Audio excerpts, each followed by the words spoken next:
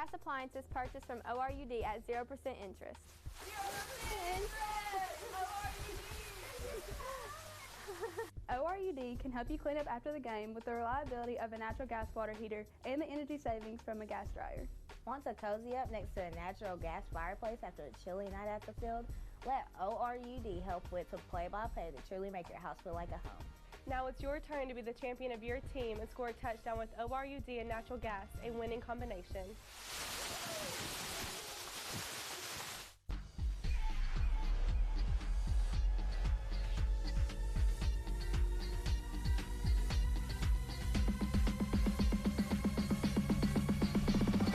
I'm alive.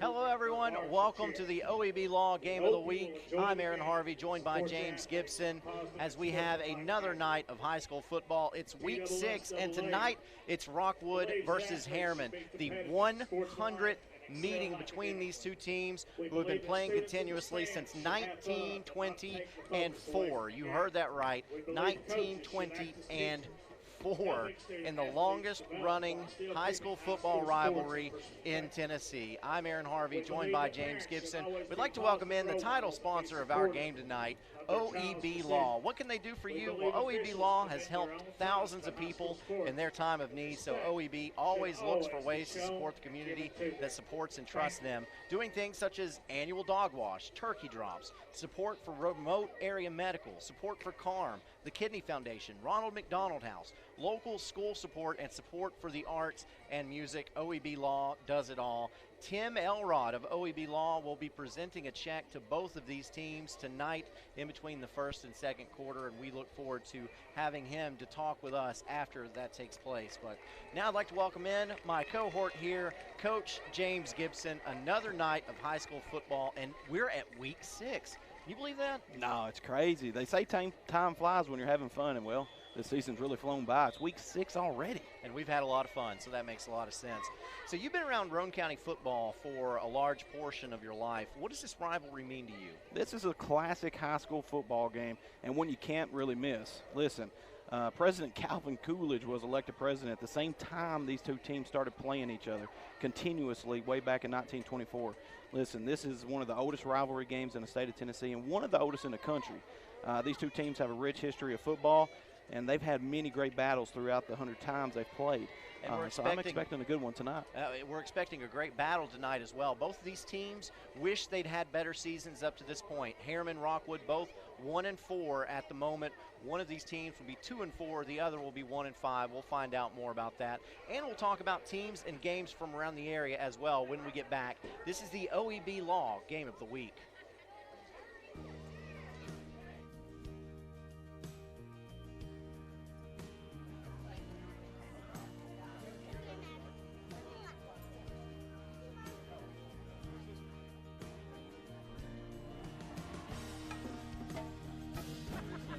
Support community here.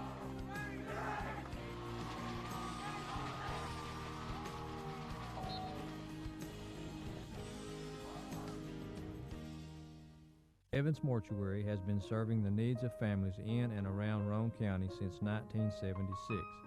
As established members of our hometown community, we understand the security of dealing with people you know you can trust. We build our reputation on this trust. The Evans family appreciates the confidence the community has expressed in us over the years and will constantly strive to earn that favor. Evans Mortuary, 805 North Gateway. nothing personal. It's just business. Hello? That's how some people do things. Right away. To us, everything we do is personal. Because anyone can answer the call. It's who shows up that matters most. That's the quality of your independent agent and the company that stands behind them. Griffin Insurance is your local independent auto owners insurance agency. The Harriman Utility Board is committed to providing safe and reliable natural gas service to our customers in Harriman and Roane County through the use of safe operational procedures with trained and knowledgeable personnel. An odorant is added to natural gas and maintained to a certain level so that in the event of a gas leak it can be easily detected. If you smell or suspect a natural gas leak, please call the Harriman Utility Board at 882-3242. We can be reached 24 hours a day, 7 days a week.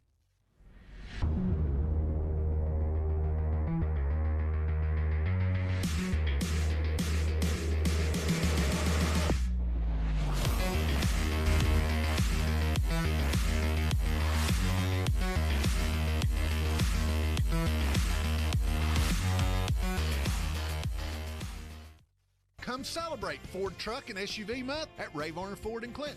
New 2019 Ford Edge, $27,998. New 2019 Ford Fusion, $19,960. Or shop us online at rayvarnerford.com.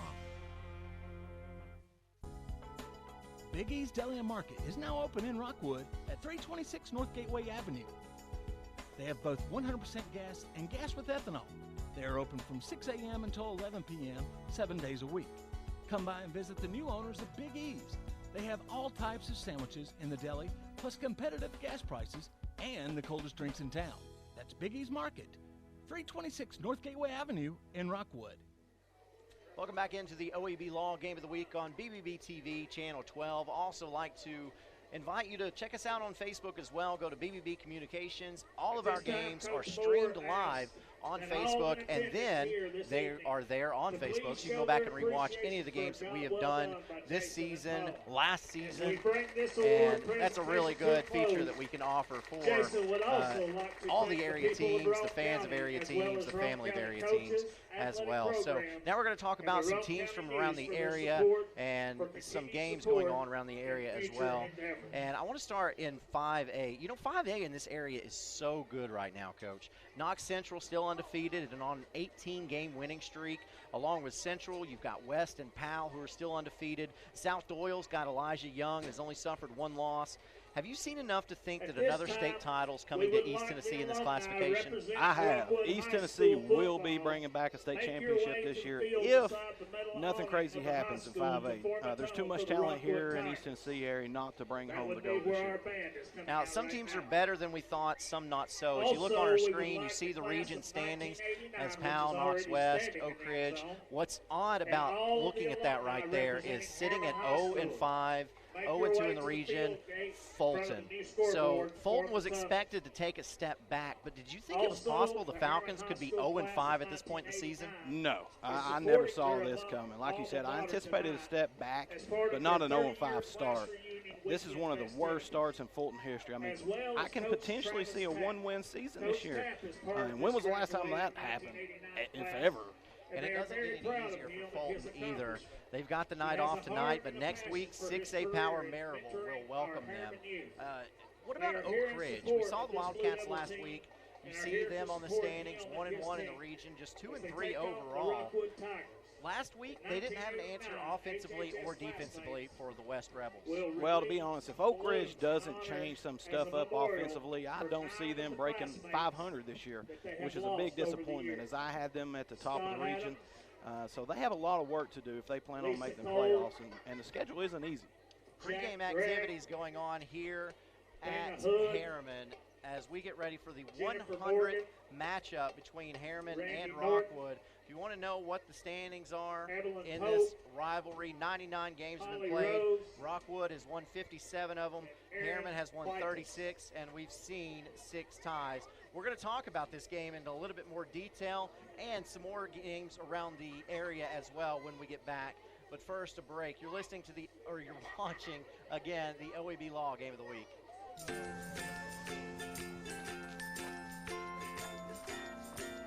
All right, crew, let's get started. All right.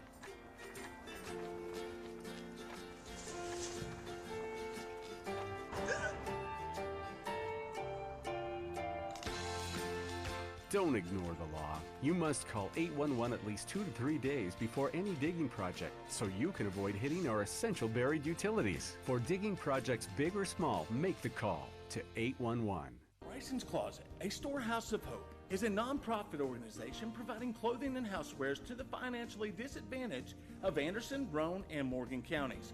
Bryson's Closet makes this possible with their thrift store that is located at 350 North Illinois Avenue in Oak Ridge. Bryson's Closet is open Tuesday through Saturday from 10 a.m. to 6 p.m. Please visit Bryson's Closet to donate, shop, or even volunteer. Bryson's Closet, a storehouse of hope. Come celebrate Ford Truck and SUV Month at Ray Varner Ford in Clinton. New 2019 Ford Ranger Super Cab, $22,996. New 2019 Ford F-150, $23,629. Or shop us online at rayvarnerford.com. I gotta go shower. It's laundry night. Dishwasher needs to run. And the hot water wars. A Rinnai tankless water heater gives you an endless supply of hot water for everything you need to do.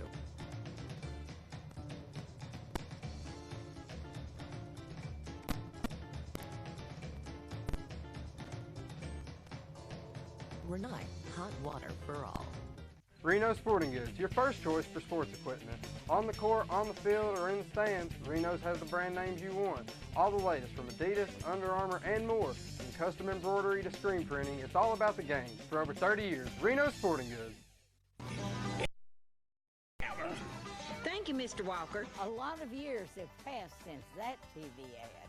Hammer stores are still offering up-to-the-minute fashions for men and women, famous label outdoor wear and boots, area rugs, and exciting purchases. All at Hammer's famous low price. Race on down!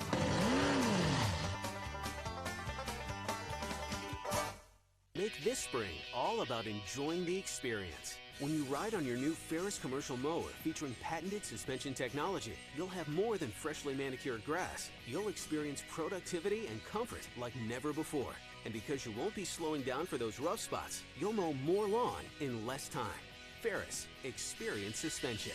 Your local Ferris dealer is S.L. Bowman & Sons, 524 North Front Street in Rockwood. Call 865-354-0600. Planning a funeral can be difficult at best, but it can be a lot easier if you work with people who care.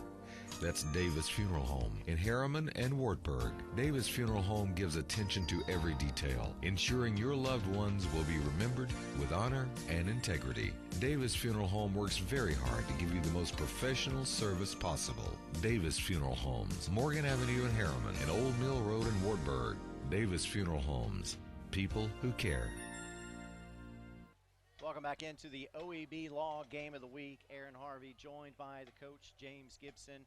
As you look out onto the field, you've got Harriman's Marching Band and Rockwood's Marching Band. They will join together to perform the Star Spangled Banner tonight, and that's one great thing about covering these Roane County teams. You see a lot of bands. You absolutely do, and some of the best, in my opinion, in the state of Tennessee. They take a lot of pride in Roane County and their bands, and it really has a strong effect on their football as well. And you can tell by the way that they sound when they play, the way that they look, that they do take a lot of pride in it. And so that is that's a great tool for the atmosphere of these games. So we will join them in a moment of silence, and then we will listen to the bands perform together the Star Spangled Banner.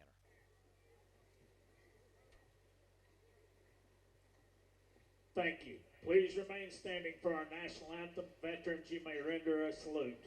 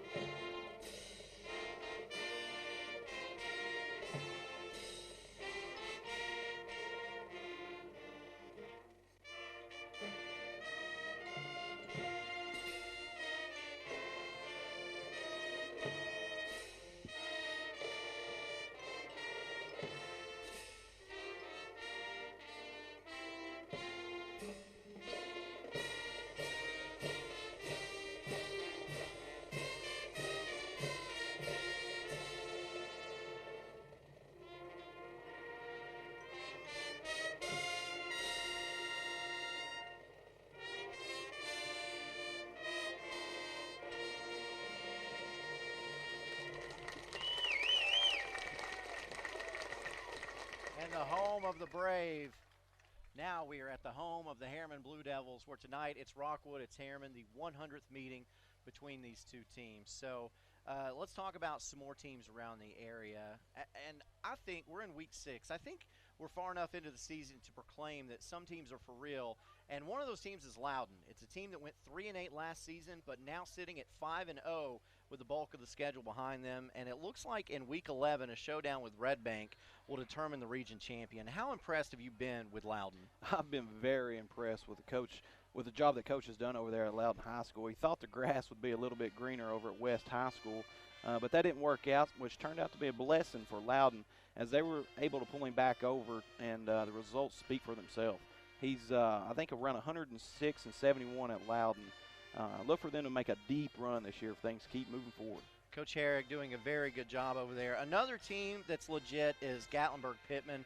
The Highlanders have only played 2 region games, but they are absolutely laying waste to anyone who has stood in their way.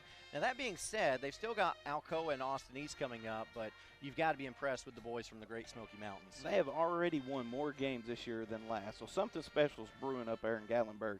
So people might want to start paying attention. GP has a very explosive offense with the likes of running back Bryce Akey, who has around 805 rushing yards with 16 touchdowns in 5 games. Aaron, that's an average of over 160 yards a game and with over 3 touchdowns a game. That's impressive. Then add in QB J.D. Schultz, that's averaging around 9. He's got 960 yards this season already with 11 touchdowns. That's a fun offense to watch.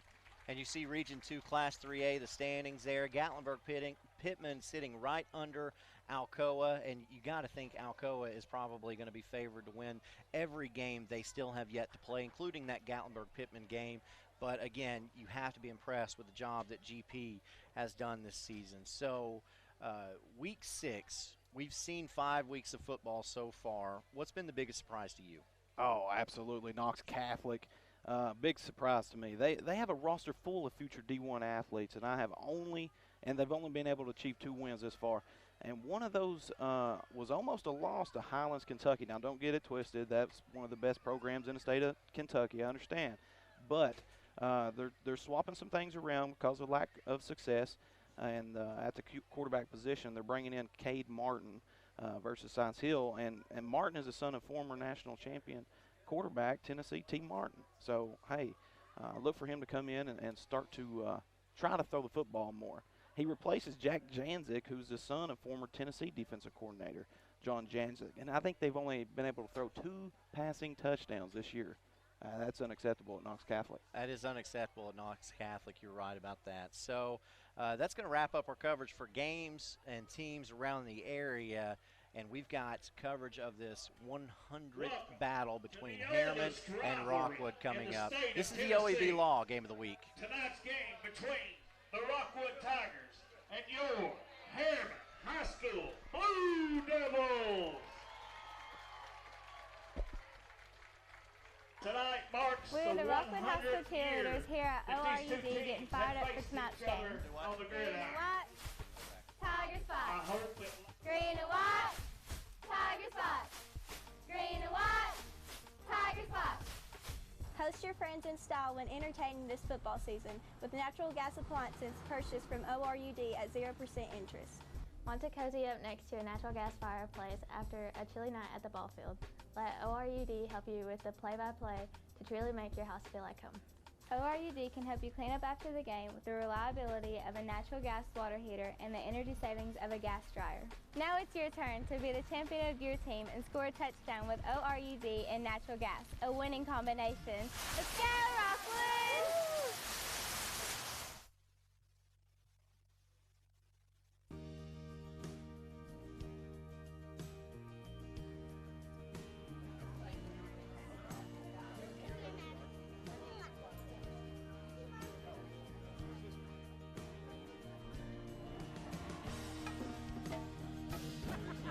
Support community here.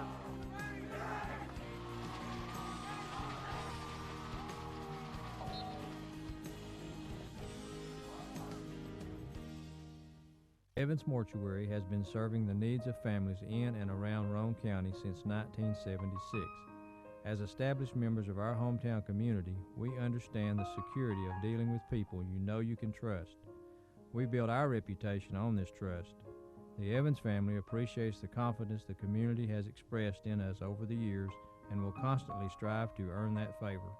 Evans Mortuary, 805 North Gateway. It's nothing personal. It's just business. Hello? That's how some people do things. Right away. To us, everything we do is personal. Because anyone can answer the call. It's who shows up that matters most. That's the quality of your independent agent and the company that stands behind them. Griffin Insurance is your local independent auto owners insurance agency.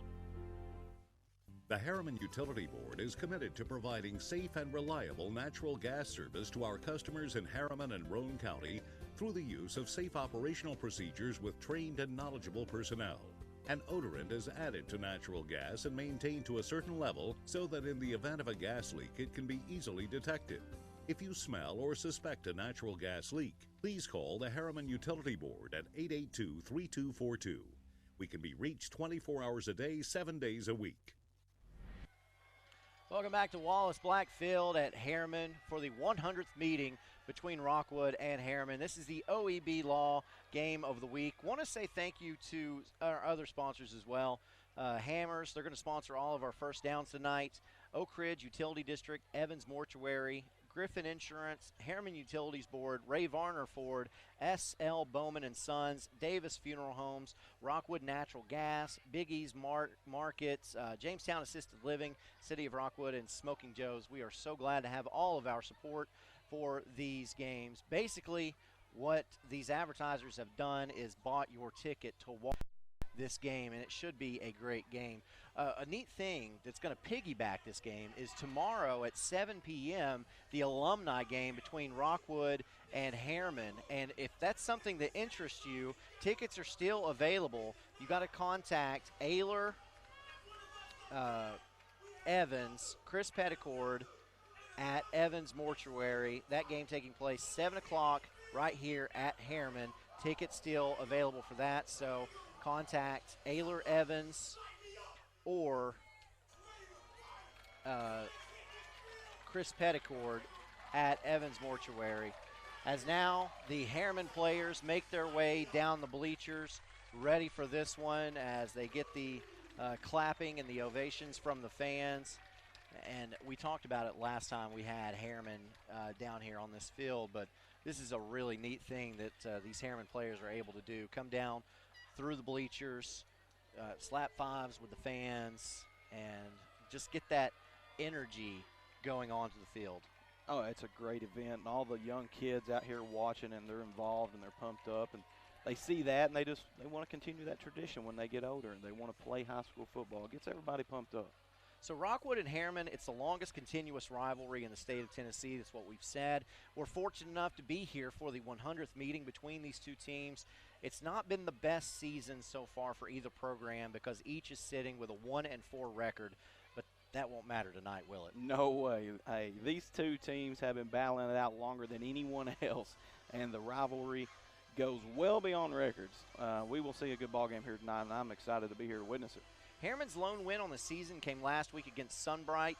The Blue Devils took out some frustration. They got the 49-14 win. For Rockwood, just the opposite situation, as John Webb's team hasn't seen a victory since week 1 against Midway. How different are the trajectories of the seasons of these Roane County rivals? Not much, as both have a lot of tough games left on their schedule. Nothing gets any easier after tonight for either one of the programs. Harriman has struggled this year on defense, allowing 145 points scored, and Rockwood has struggled on the offensive side of the ball, only scoring 52 points all year long, Aaron.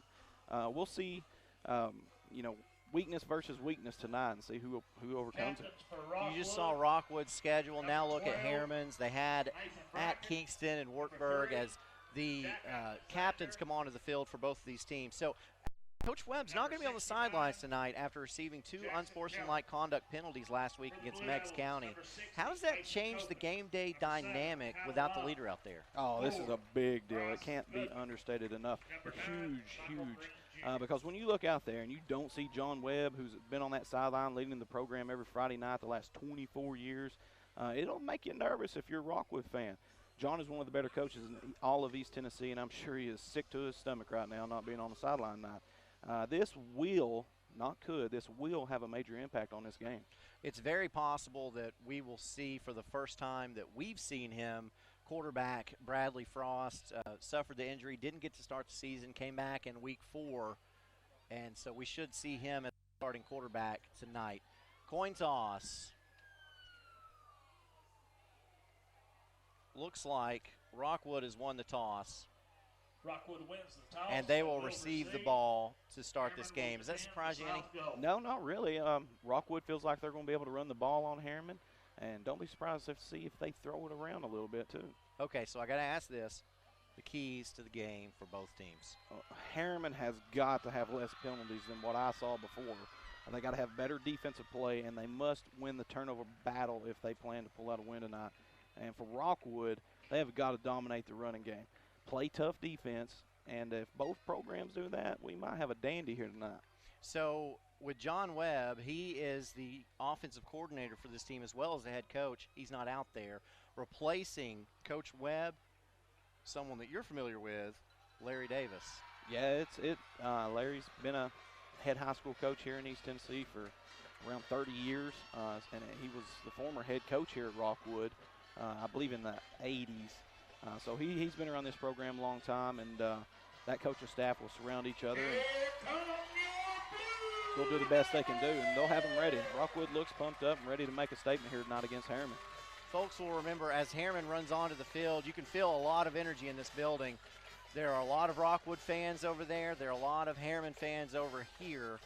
Everyone wants to see this because Rockwood's a 2A team. Harriman's a single A team. This means nothing for the playoffs. This is just county pride, and nobody wants to lose that 100th because this one has been built up. It really has, and for good reason. This is one of the better traditionally one of the better high school football games in East Tennessee when they meet. Unfortunately for Harriman and Rockwood, it's been a rough season this year, and it's uncharacteristic. So both teams look for a big fight tonight, try to pull a win out and get some momentum moving forward on both of their difficult schedules. First game was played in 1921. That was 98 years ago, and able to continue this tradition tonight as we get set for our OEB Law Game of the Week.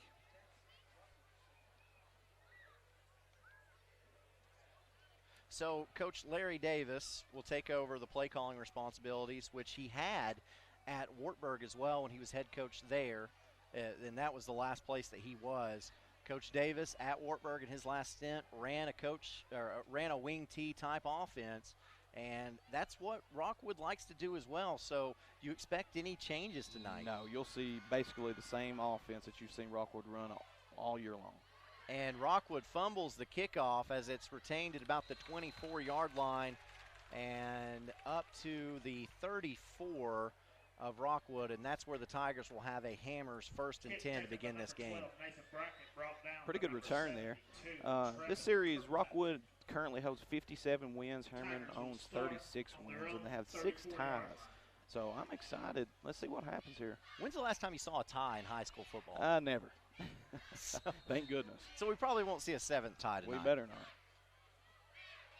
Nate Brackett, the quarterback for Rockwood, hands off to his tailback, going up the middle. And maybe a yard there. And it's stacked up boxes, guys. It's trench football. It's big and then it's ugly. We got to get in those trenches and really push each other around. This is a classic high school football game. Both teams are going to be running the football, trying to run a lot of option, heavy backfields, bringing 2 linemen in as tight ends, and they're going to try to punch each other in the mouth. So Octavius Worthy on the carry actually gets close to 3 yards, which will bring up 2nd and a long 7. And Worthy gets the handoff again. He's got a lot of running room up the middle, gets to midfield, still breaking tackles, and finally brought down on the play by Michael Green Jr. But that's going to be a Hammers 1st and 10 for Rockwood. Now that looked like a man amongst boys out there. He was really running some people over. Look at this run.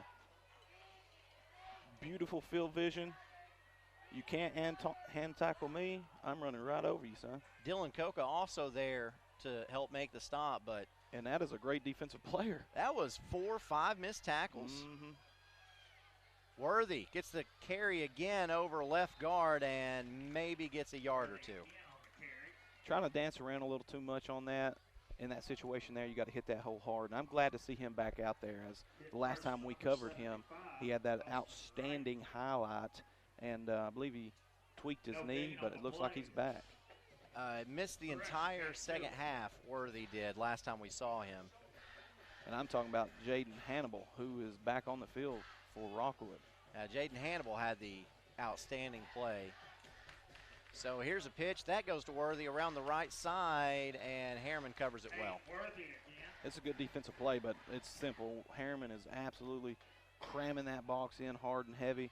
They're setting around 9 guys in the box and don't even really have a strong safety back about 8 yards. They know Rockwood's going to run the football, and they're planning on stopping it with everybody. No gain on the play. Looked like Bryson Goodman in there to make the stop for Harriman. So now our first third down situation of the game, we'll see Brackett line up at the quarterback position. Worthy lined up at the wing position on the left. 2 wideouts to the left.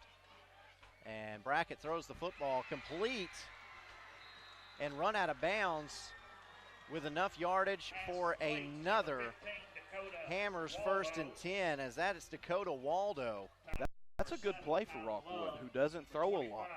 That was a really good play.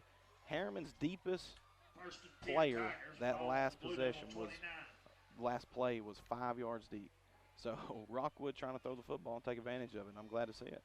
Rockwood's got the ball spotted at the Harriman 29-yard line with the Hammers 1st and 10. Brackett under center. Waldo in the backfield. And the pitch does go to Waldo, trying to break it outside. And we'll pick up 3 on the play before he's brought down. Just a simple play. Pitch the ball, have your line just pull out, zone block right, pick up what you can. Look like Landon Frost on the coverage there. Number 55, Abram Godsey also there. 3 and 2nd and 7. Nate Brackett is an impressive looking athlete for Rockwood, isn't he? 6'4", 200. We got a flag on the play.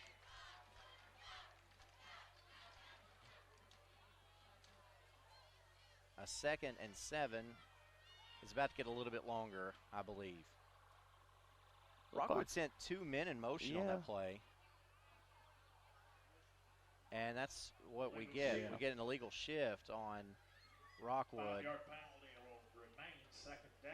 So that'll bring up 2nd and right at about 12. Normally that's not a big play for a passing offense or a modern day offense, but in this type of offense, that's a big chunk of yardage. 5 yards is a lot. That's a good point. Brackett's got Waldo in the backfield with him. Worthy lined up on the left wing. This is the same formation. They got that big first down on 3rd down. And Brackett is going to be stopped in the backfield and dropped for a loss of 3. In that situation, you'd hope to see the quarterback be able to hang in there and throw the football away, but he's trying to look downfield and try to make something happen with his feet. Abram Godsey and Trevin Kirkpatrick there to sack Brackett, and that will bring up 3rd and about 16.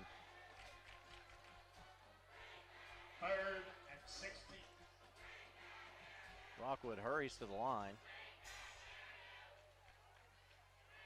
Again, Worthy lined up in that wing position. Waldo in the backfield, Brackett back to pass. Being pressured again, having to roll out. A flag has been thrown, and Brackett will get rid of it. Ball's thrown out of bounds. Good play by Brackett. And now we have a 2nd flag. This is a late flag.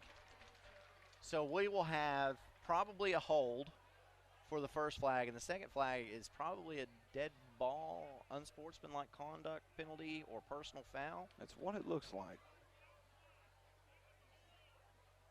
I didn't really see a whole lot. After the flag was thrown, though, I did see a Harriman player clapping. So the Blue Devils must think that that's against Rockwood. Rockwood quarterback's just got to settle down a little bit. He needs to understand when to throw the football away. And again, he don't pass a lot, so that's not his strength. And he does have a very good arm. He threw for over 1,000 yards last year. The region's quarterback of the year. Sideline warning. And it's just a sideline warning on Harriman. That's interesting. And there's a hold on Rockwood. So the sideline warning is just a warning. That's it. But the hold, now it was 3rd and long, but Harriman has accepted this penalty, which will bring up 3rd and even longer. The line to make is the 19-yard line, and the ball will be spotted.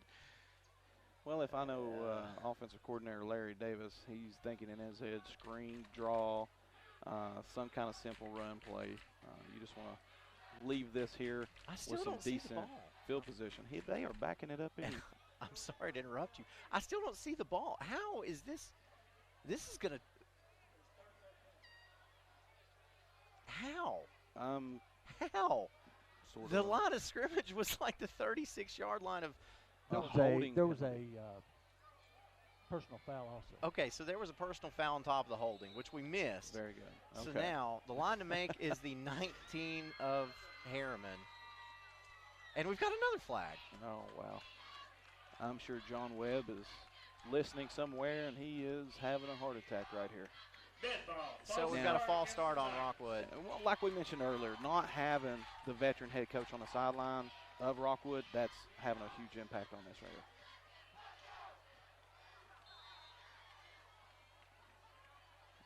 It here. is 3rd and 50.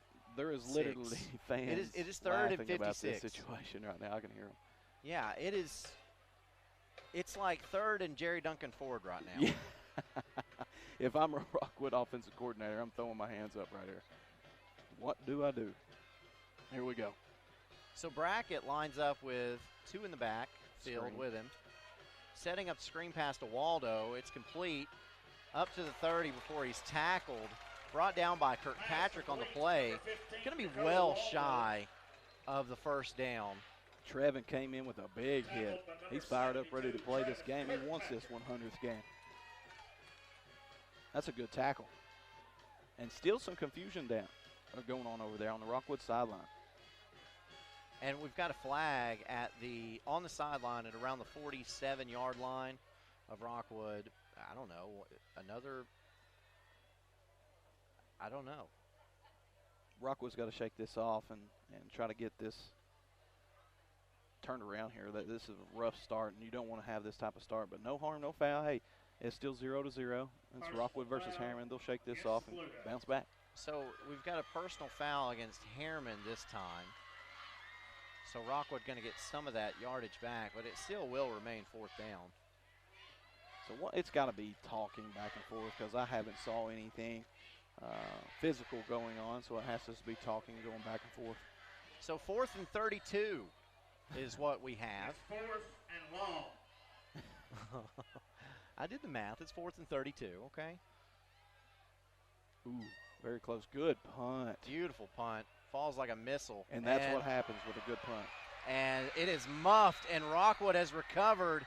It was Bryson Goodman coming up under it and got hit right in the face mask with it. I guess he just misjudged where it was coming down. When you have a kick that high with that kind of hang time, that was about 4 seconds of hang time. That's college type level, short kick, and the returner has to run up, as you see on the replay, have to run up and avoid all these players to try to catch the football.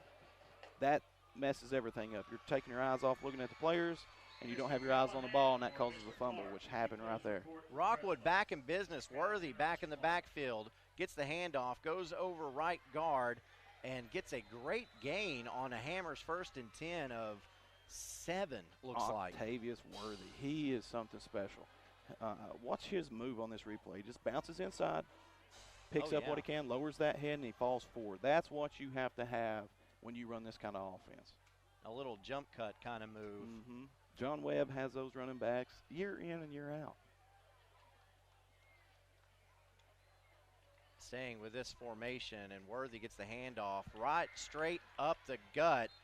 Has enough for the 1st down, and then we have a late tackle after the whistle, but no flags on the play. But Worthy picks up enough for the Hammers 1st and 10. 1st and 10, Tigers. Very talented running back. He's got some really good field vision and some really athletic feet. He's able to move. Harriman coming out in the 5-man front. And now, Rockwood, what is this? This flex bone? This is hand the ball off and punch it down your throat offense. And we see Jaden Hannibal for the first time get the carry, and Hannibal picks up about 1. Hannibal on the carry.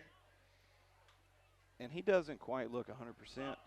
He doesn't look like the same football player we saw a couple weeks ago. And I'm sure that injury has lowered his health percentage a little bit. Which happens as a football season goes on. It does. Just a sophomore, though. He's got a lot of room to grow. And here's Hannibal. Gets the ball going around the left side and going to be drugged down on the play. And for Harriman, that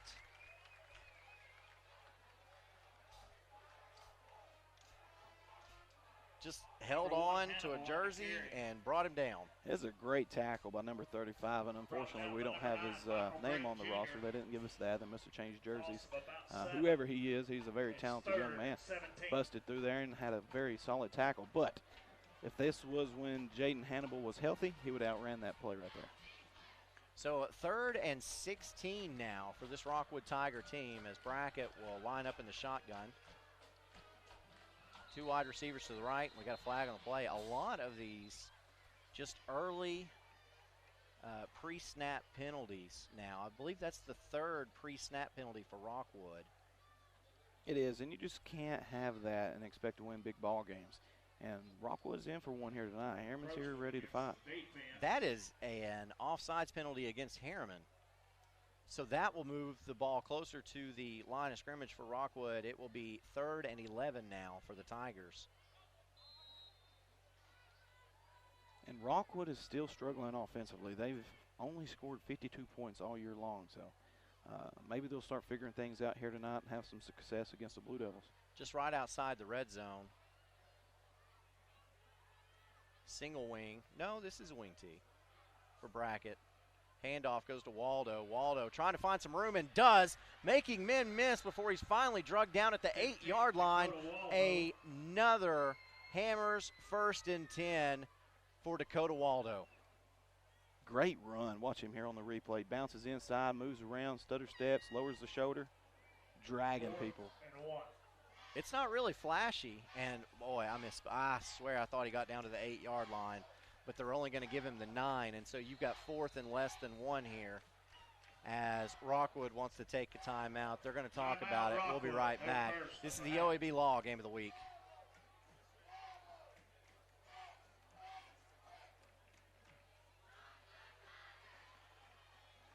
Hello? That's how some people do things. Right away. To us, everything we do is personal. Because anyone can answer the call. It's who shows up that matters most. That's the quality of your independent agent and the company that stands behind them. Griffin Insurance is your local independent auto owners insurance agency. The Harriman Utility. Back at Harriman for the OEB Law Game of the Week. Rockwood facing a 4th and less than 1 situation at the Blue Devil 9-yard lines. This drive set up by a muffed punt recovered by Rockwood to get the Tigers back in business. There's so many options here offensively that you can choose from out of the wing tee offense that Rockwood's just kind of drooling in these type of situations. 1 yard's nothing. Brackett will do the quarterback sneak. No, he won't. You've got another flag on the play, false start on Rockwood. So now you've got 4th and a little more than 5. So what are the options now? It changes. Your playbook gets shorter and smaller. So let's see what happens. I haven't really watched Rockwood field goal kicking much, but it seems like they were going for 2 points against Kingston. So look for them to go for it here. Some kind of play action. And on that play, it looked like maybe the guard moved just slightly before the snap. Mental mistakes, can't have them. Yeah, maybe the guard just moved just a hair. It just looked a little awkward there. So Rockwood lining up with that wing tee. Fakes a handoff. Brackett goes around the right side. And he's going to keep it and is drugged down at the 15-yard line. Turnover on downs. Harriman will have the football for the first time in this game. Let me say that again. Harriman will have the football for the first time in this game, and there's 4:05 left to go in the first quarter. So Rockwood kept the football for almost the first 8 minutes of this game. They've dominated moving the ball on time of possession, but Dylan Coca, the linebacker for Harriman, came up big there, hanging on by a thread, stopping him short, so Harriman ball. So I'm excited to see the quarterback. Yeah, we get our first look at Bradley Frost, who was injured the first couple of times we saw Harriman this year. And Frost, first play, he will hand it off to Michael Green Jr. Now this changes things here for Harriman offensively. They already look more confident with him back there leading this. You get the likes of Love split out at wide receiver, a great athlete, and it changes things. When you get your starting quarterback back, it really boosts the morale of that offense. And yeah, that gives the Harriman Blue Devils another option on the outside as Kylan Love able to line up in that wide out position. Becomes another target for Frost. And now 3 wide for the Blue Devils. And Frost will line up to throw. Rolls around the left side. He's running out of room, but he outruns the defender and gets up to about the 18-yard line before he's run out of bounds. Better watch out. He's going to get thrown out of this ball game. And Frost wanted a flag. I don't think he got one, but he's probably making a good case. And now the officials will talk about it, so I do believe he was able to get a flag there. That's unfortunate. You can't have it in these big ball games. It's just sloppy discipline. Mr. White at dead ball, personal foul on Harriman. Okay, so let's watch this replay and see exactly what happened as Bradley Frost goes out of bounds. It looks as if he runs into a coach on the sidelines. Boom. He does. The coach just kind of falls on him.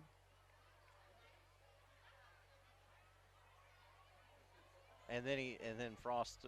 Okay, so the defender stepped over Frost, and then Frost threw the football at him, and the second action gets the penalty. So you can't have that. You can't have that out of your starting quarterback. You have to control your emotions, and not only is that your starting quarterback, Frost is a senior. Yeah, it is. He's excited. First game back. He's hot and heavy right here, and this Harriman offense is totally different right now.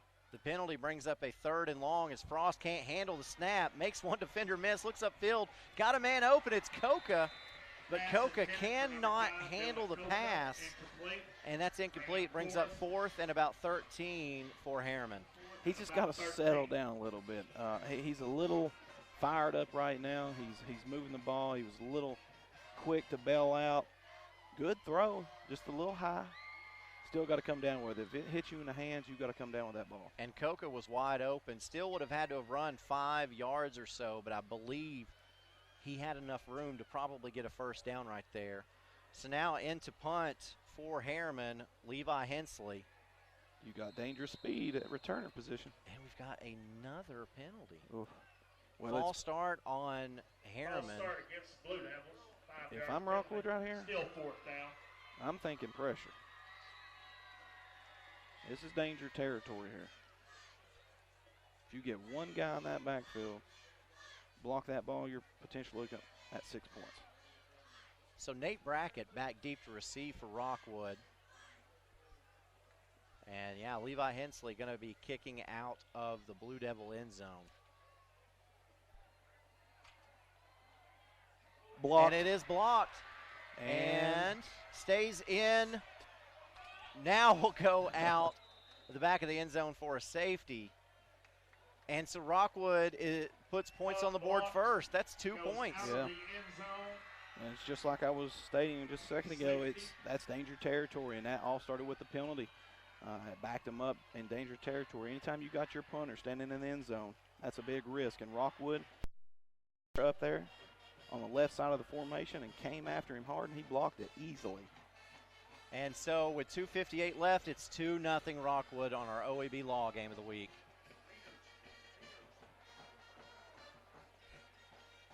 So Rockwood on the board first. The mayor of Rockwood and council members Steve Bryant, Jason Jolly, Shane True, Mike Fuller, Harold Holloway, and Bobby Anderson are all big fans of the Rockwood Fighting Tigers and hope that they have a winning season this year so that they will be in the playoff picture at the end of the regular season. As Mayor Brillo Miller would say, go Tigers.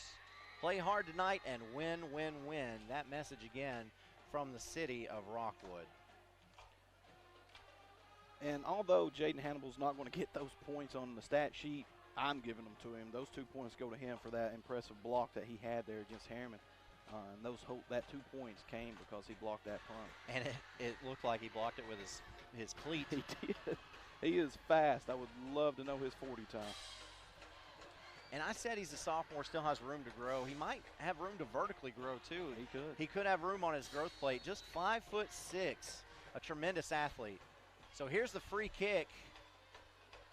It's going to be taken at the 36 and bobbled and dropped, but picked back up. And the ball is fumbled. It's on the ground and goes out of bounds. So Rockwood will retain possession.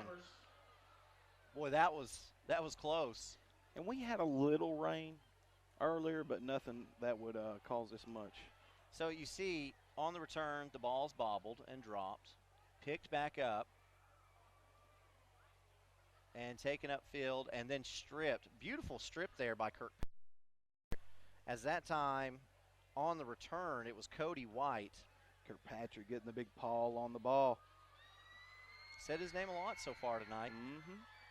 He's special. He's everywhere. Every time we've covered Harriman this year, he's been in a lot of plays. Got a good look at Hannibal there on the right wing position. He does have a brace on that left knee.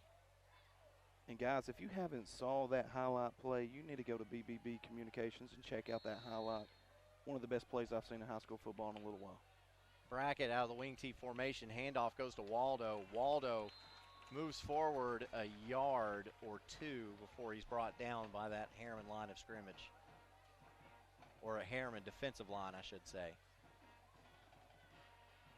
Got inside penetration.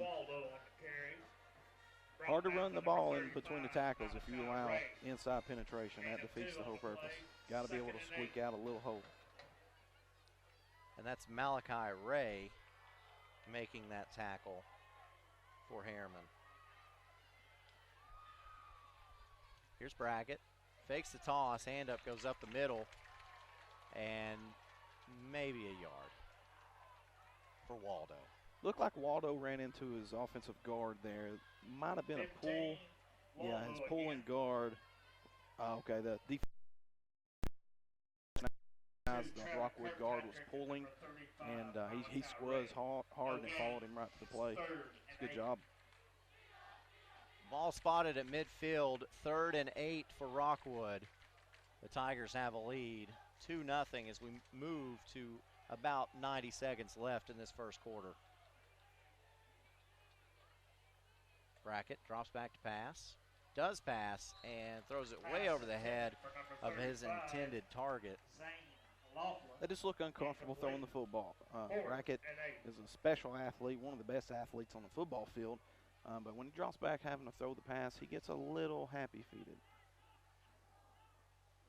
Not sure who he was going for there. It looked like maybe Waldo, and he overthrew it. Yeah. Just sailed on him. All right, special teams. And this punt takes an ugly bounce going towards the Harriman end zone, goes in for a touchback, and so Harriman will have possession at the 20-yard line of the Blue Devils. If I'm Travis Tapp, I'm talking to my punt returner immediately. You got to catch that ball if it's that far up. Anything past the 10, you want to catch because it'll roll in danger territory. and that puts your offense on the 1, 2, 3, 4, 5 yard line, and that just stifles any kind of offensive momentum that you're trying to accomplish. So Hammers 1st and 10 for this Harriman Blue Devil team. Come out with 3 wide receivers, 2 to the right, 1 to the left. Now man in motion, gets the ball on the jet sweep, moving forward. That's Bryson Goodman. It looked like Deuce Hensley coming up from the defensive back position, making a very good tackle. Abraham Gaskins. This is a good job. Watch him here. Number 2. Good, solid tackle at the defensive back position. And that's Abe Gaskins, able to stop Goodman so that only a pickup of 2 happened on that first down. So now it's 2nd and 8. And this time 4 wideouts, 2 to either side for Frost. Drops straight back to pass, fires over the middle, he's got a man there, and it's picked off at the 41. Now to the 35, and he's brought down, and that is Nate Brackett. 12. Nathan Brackett. And 1st Goodman and 10 Tigers. was there to make the stop for Harriman. 35. The Harriman quarterback read that wide receiver the entire time, and the quarterback that plays safety for Rockwood, Brackett, read the quarterback. And that was an easy pick for number 12 of Rockwood. And you saw a little slipping there. That little bit of rain that we got before the game might be slowing these players down just a little bit, as it's Hammers 1st and 10 from the 35-yard line of Harriman. Rockwood coming out in the spread. How about that? 10 personnel. Brackett rolls to his right, looks, got a man there, and that's Hannibal. Can't make the catch, though, and it will be 2nd and 10. Incomplete. Just out of the reach of Hannibal. He had time, just looked a little uncomfortable. He had time to make that throw.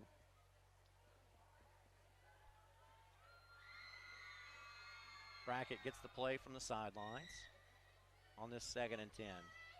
Rockwood's got a lot of good athletes, a lot of speed.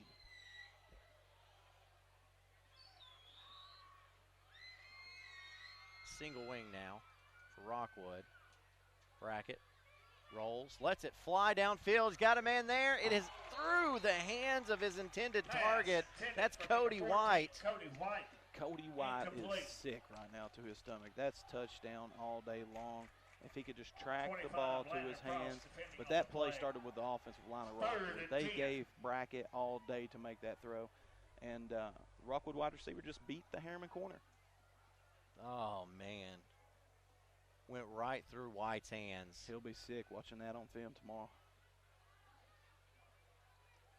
I think Coach John Webb is paying attention to this game, and I he's probably sick to his stomach seeing that too. I guarantee you. Missed opportunity. Brackett lines up now. Single wing, 2 wide receivers to the left. Waldo in the backfield. Throwing down. Brackett rolls to his left. Looks. Got a man there. It's Hannibal, and that pass falls incomplete, which will bring up 4th and 10. Now you're at this fringe position. You can pooch punt, which I don't think I've ever seen a high school team do, or you can go for it. I've seen it in high school quite a lot, actually. It's very effective. But do I think Rockwood's going to do that here? I don't know. Well, Brackett is your punter, too. He is. And they're lined up in a punt formation. And it's Rockwood Harriman. You could see anything. Fakes, it's untelling. So let's see what Rockwood does. Brackett does get it. Does get the punt off, barely. It's an end-over-ender that's landing at the 4-yard line and goes into the end zone. And that's where Harriman will take over. That's not where they'll take over. They'll have the ball on their own 20-yard line. Hey, ice cold beverages and all your tobacco needs can be found at one place in Rockwood. Yes. And it's located in Rockwood on Gateway Avenue. Yes, you guessed it, Smokin' Joe's. They're located next to B&O Motors. If you are traveling south, it's on the right. If you're traveling north, it'll be on your left. If you're traveling up, you'll miss it. That's Smokin' Joe's, Gateway Avenue in Rockwood. So lined up under center is Frost. Sends a man in motion. That's Green. And Green does get the handoff, or maybe the quick pitch, and picks up about a yard, and that's how the first quarter will come to an end. You are seeing that correctly, not a typo. Rockwood leads this one 2-0 on the OEB Law Game of the Week. Greg joined the military to serve his country and fight for freedom. He was a dedicated soldier, and during his days off, Greg enjoyed riding his motorcycle. But none of that mattered to the speeding driver who was texting and slammed into him. Greg had medical bills the insurance company refused to pay until Greg called OEB Law. So now we told you that this was happening. OEB Law loves high school football in East Tennessee. That's why they're here tonight, to honor the oldest high school football rivalry in Tennessee and to celebrate 100 years of great football in Roane County. As you see, a $1,000 check being presented to Rockwood High School and Harriman High School, courtesy of OEB Law. Tim Elrod making that generous donation. Thank you, OEB Law, for helping our communities. And remember, if you're in a wreck and need a check, call OEB Law. The number is 865-546-1111. 865-546-1111. And you can always go to wreckintoacheck.com. So glad to have OEB Law as a title sponsor of all of our high school action this season. And Mr. Elrod will be joining us shortly, and we will talk to him about some of the things that OEB Law does around the area, and some of the ways they help the community, and how they can help you. Would like to thank State Senator Ken Yeager and State Representative Kent Calfee. So the officials and the teams are on the field ready to go back to work to start this second quarter. Are presenting Rockwood. And OEB does so much for the local communities. It's amazing to have someone like that donates so much of his time and energy into the local communities around here, and it's just a special place. And we really appreciate it. Rockwood and Harriman could use that $1,000 big time at both of these schools. So it's pretty special to see. Yeah, OEB always gets involved with the community, whether it's through charity or event sponsorships, including Shrine Circus, Rivalry Thursday, Ice Bears, Monster Jam, Our Games, the Harlem Globetrotter, WWE Wrestling, Spotlight Kids, County Fairs. OEB Law does it all. We are very happy to have them on board with us, and that's a really special thing to be able to present a $1,000 check to both of these schools. Oh, it's huge, and it's needed. There's a lot of both of these programs are in areas of need, and they could use everything they can get. 2nd and 8.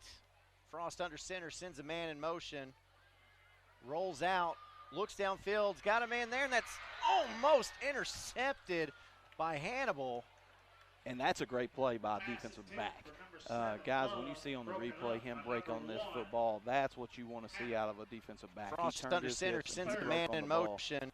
This is really impressive play by the sophomore defensive back.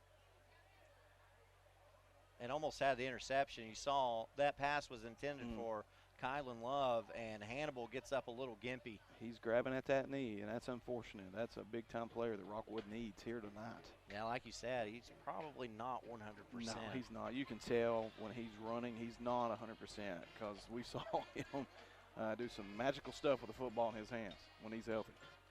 Harriman's not been able to move the football very well tonight at all, as now the Blue Devils come out in a wing T formation, Frost under center, but drop straight back to pass. And now he's going to take it and run with it and hit late out of bounds. We have a flag on the play. That will be an automatic first down. Frost got to about the 26-yard line, had to make the 30. Frost was out of bounds and would have been stopped short. But now this Blue Devil drive is going to stay alive. Dead ball, personal foul. You just can't have it. You can't have it. We've said that multiple times tonight for Rockwood. You can't have these mental errors that you keep having. And this is just unnecessary. You got to pull up. You know you're fixing to get flagged. The referee's standing right there. Pick your head up and pay attention. Yeah, it looked like his eyes went down. Yep. He's almost 5 yards out of bounds. You just can't have it. So a Hammers 1st and 10 for Harriman. Ball is spotted at the Blue Devil 41, and now we've got a stoppage in play. Timeout, Harriman. So they're going to talk about it. 11:45 left to go in the first half. Rockwood 2-0 on the OEB Law Game of the Week. Come celebrate Ford Truck and SUV Month at Ray Varner Ford in Clinton. New 2019 Ford Ranger Super Cab, $22,996. New 2019 Ford F-150, $23,629. New 2019 F-250 Crew Cab 4x4 XLT, $45,578. New 2019 Ford Edge, $27,998. New 2019 Ford Fusion, $19,960. Ray Varner Ford in Clinton, I-75 exit 122, or shop us online at rayvarnerford.com.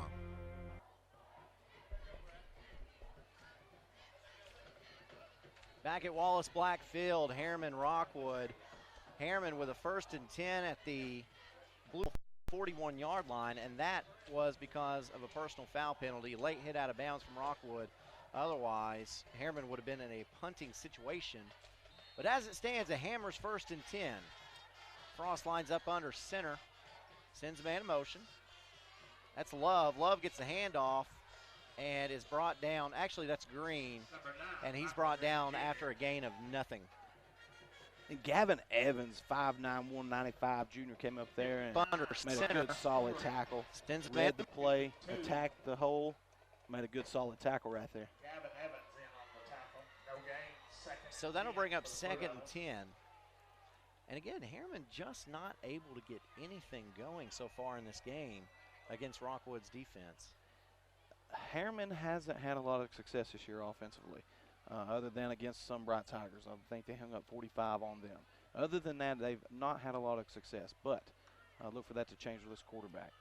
Frost is dropping straight back to pass, being pressured as he rolls to his left, lets it go downfield. He's got a man there. It's Love, and just overthrows him just a hair. Love was wide open. He was standing wide open, but he should have kept moving a little bit, kept his hips more towards the sideline. That way he could react to a little high ball, but it's still just an overthrown ball. And Frost might have put maybe a little bit too much air on that as well. And this, remember, this is the first game back for Frost, so he's not played in a significant amount of time. So there's not a lot of familiarity there going on right now with the wide receivers and the quarterback.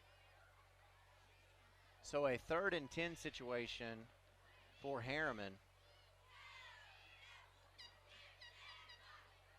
Blue Devils trail in this one, 2-0.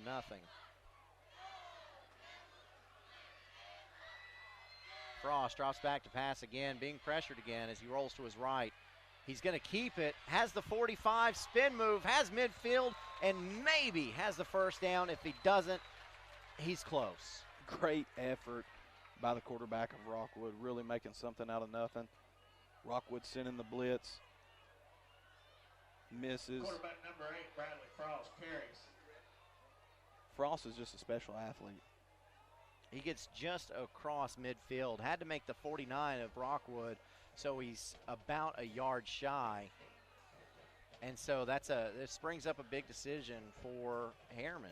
Do you keep it going, or do you punt this football away? Well, for them to come out here and try to draw Rockwood off sides, but that makes me nervous because Harriman has a lot of penalties this year, so I don't quite know if I'd trust him enough to even do it. So Harriman's going to go for this. Handoff goes to Goodman, and Goodman is stopped short. Rockwood will take over on downs with the Hammers 1st and 10. We're now glad to be joined in the booth by Tim Elrod of OEB Law. Mr. Elrod, thank you for joining us, and thank you for sponsoring us all season long, and thank you for all you do in the community. Hey, well, it's my pleasure to be here. You got me on? All right, we're good now. Yeah. You know, anytime I get this happens.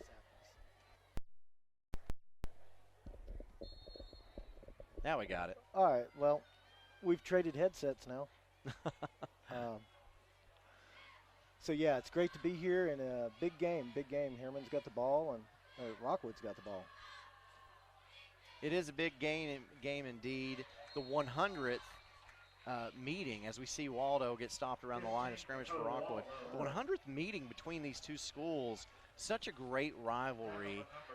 What does that mean to you when you hear that? 100 times these teams have played. Well, I mean, first off, it absolutely represents what this both communities are about, that they're always willing to put aside differences that always arise, you know, anytime two close schools are like this. And still go and play the game just for the fun of playing the game. And I think that's what this game represents. You know, tradition is everything. So $1,000 going to both of those schools. So how do you make that decision to say, hey, I'm going to give away $1,000 to schools that could really use it? It's really easy. You know, we try to be successful at our office for our clients, and you know, we've achieved a certain level of success that we're very proud of, but with that goes a lot of great responsibility, and one of the things I believe in is don't just take, give back. And when you give back, things will come back to you. I think, you know, that's true in a lot of things, but it was an easy decision, and I'm just happy because I know these schools, you know, they need it, like all schools. Oh, that's a big play. Brackett throws the ball down the field, and it is incomplete. Trying to get Jack Alexander on that play, almost corralled it, and that would have been a huge play, but as it stands, Rockwood is going to have to punt this football away. So people know OEB Law, Reckon to a Check. You can go to reckontoacheck.com. That's a really easy way to remember OEB Law and what you guys do, but that's not all you do. Oh, no. We help people anytime they have a need, and that's what we're all about. Let me tell you this. One of the reasons that we came here and made one of the big reasons is everybody in East Tennessee knows about this game. And last night, I'm over at William Blount. You know, the week before that, you know, I'm at Anderson County, and everybody in East Tennessee knows about this game. Excuse me, and it represents, you know, something that East Tennessee is always proud of, and that's a long-standing tradition. Just like we've been helping people for years and years and years. That's what this game represents, and it's a big deal because, you know, we're here to make memories for these kids. The fans are here for the kids. The band's here for the kids. And this is the memory that they're going to carry with them for the rest of their life. So it needs to be highlighted. And I'm just grateful that, you know, BBB TV 12 is here broadcasting the game and has a commitment to these schools. And I think it's great to get that exposure. And, you know, so when you ask me what went into the decision, well, it was easy.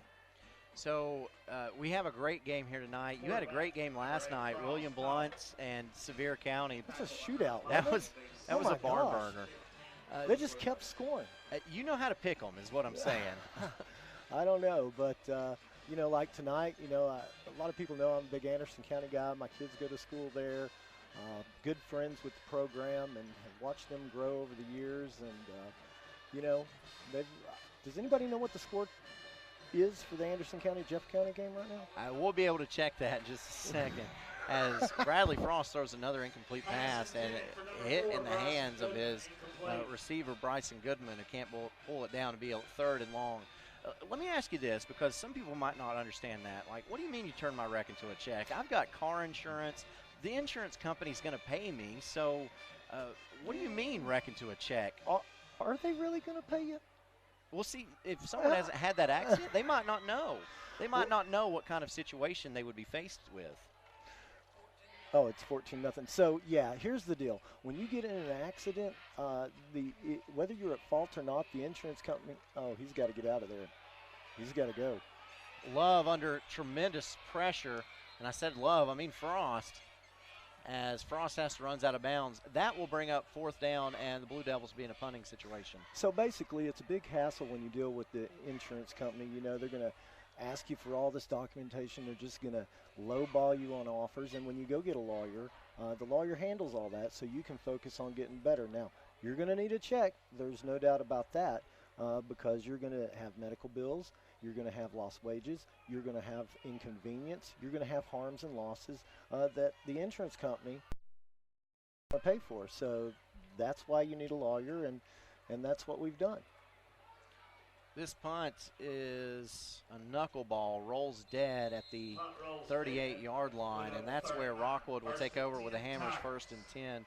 So, and again, if you've not had a car accident, you've not been in that situation, then you might not know that. And so you might just take what you're given, because wrecks can be terrible situations, and you might not be thinking about compensation as much as you should, and that's where you can come in. And you're exactly right. And, you know, I wish the insurance company would do right by people, but they don't. And when people do get in a wreck and it is their first time and they find out what a big hassle they're running into, they're going to get tired of dealing with it, and that's where we come in, and we're happy to help them, love to help them.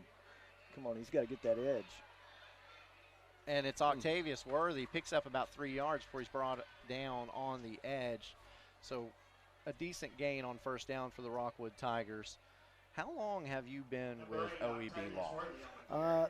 Geez, I guess it's been 15 years now. Before that, I was partners with a lawyer named Squire Ogle, and he had been practicing for years and years and years in Knoxville, and he passed, and it kind of left me, and I brought in Jason for a while, and now it's just OEB Law, and we're, you know, we've been around and we've seen a lot of things and helped a lot of people along the way, and you know, well, they're just eating that up, aren't they? Oh, yeah. Worthy brought down for a huge loss in the play there.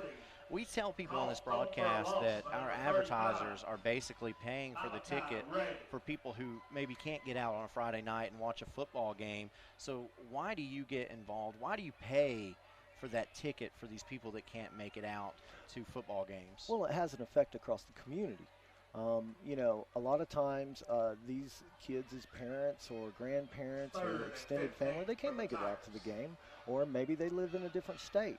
And an organization like this, your all show, with the high internet viewership that you have, you know, that just tells me that it's reaching out to people who know this community and want to see this. And that's important, because these kids are going to go watch this game. You know, they're going to save this game, and in 10 or 15 years from now, they're going to watch it again.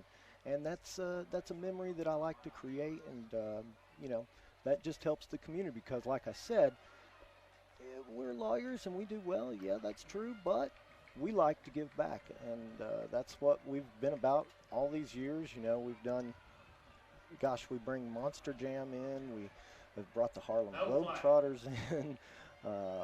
We sponsor the Ice Bears. Gosh, we just do a lot of things, and it's all to, you know, make memories and let the community know, hey, let's have a good time and relax and enjoy life as it is, and that's pretty important to people, and you know, that's why we do it. A large portion of the community can relate to some of the things that you just named, and think about the nostalgia of having childhood memories of maybe going to WWE wrestling, or going to watch the Ice Bears play, the Harlem Globetrotters, things of that nature. So a really good thing that you're able to provide for the community. Right. And, you know, for years, well, for a couple of years, I've always looked to Roane County. Being from Anderson County, you know, Roane County is our sister state. And, you know, to promote the schools here in this county is kind of important to me, because a lot of times what I do, because it is media and the TV, you know, a lot of things we do on Rivalry Thursday with Mark Packer, you know, those support those schools around the Knoxville area, and these schools are, you know, sometimes kind of forgotten, and I think it's time to end that. And I think, you know, obviously that starts with the community in a grassroots organization. You don't have to give money. Sometimes it's more important to give time. Come out here, mow the field, stripe the field, do something for the community that everybody's going to benefit from on Friday night, and we're going to create a great memory. Well, I never end an interview without asking if you have anything that you would like to add. Man, I'm good. This is a great game. That's what this is all about. 2-0. Who'd have thought? We've got a baseball score, a soccer score going on now, and we've only got a little more than 5 minutes until halftime, so people are going to pull up their phones, their apps, their Twitter, whatever, and they're going to see the score at halftime, and they're going to think it's a typo. But we've got a 2-0 game right now, the 100th meeting between these schools. Thank you so much, Tim Elrod, for sponsoring us and the things you gave these two schools, $1,000. Thank you for that as well, and everything that you do for the community. Hey, that's my pleasure, and it's great to be here, like I said, and I'm looking forward to the rest of this year. Maybe we'll see you guys when you come to Anderson County. and then maybe the years beyond. Let's see what we can do with this. Sounds good. Tim Elrod, OEB Law. Give him a call, 865-546-1111. 865-546-1111. Go to wreckintoacheck.com for more information as well. Jackson Kelly. And that's so special to see those big checks worth $1,000 presented to both of those schools. So as we were talking to Mr. Elrod, we're watching the game going on, and we're seeing a lot of what we had seen before the interview started.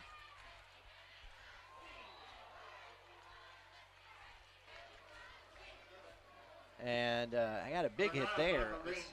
Michael Green Jr. Tackled by number 29, Ben Woodall. Ben Woodall gets the tackle. Still a lot of mental mistakes for both squads. They've got to cut that out. You got a 2-0 ball game. Who would have thought? We've got a ball game, Aaron. We've got a ball game here tonight. Was there any observation, because you watched the game that whole time, was there any observation you wanted to point out? None off the top. It's just a lot of the same that you saw earlier in the ball game. Running the football, trying to move the ball down the field, a lot of mental mistakes. Harriman trying to move the ball out on the outside corner, and Nate Brackett coming up making a big-time tackle there. Boy, Nate Brackett, he doesn't only want to be the quarterback of the year in his region. He wants to be the defensive back as well, coming up from that safety position. And about 7. I mean, that's what you can't ask for no better right there. And, safety, a lot of people say, is the quarterback of the defense. I say it's the inside linebackers, but it's just a natural progression from quarterback to safety.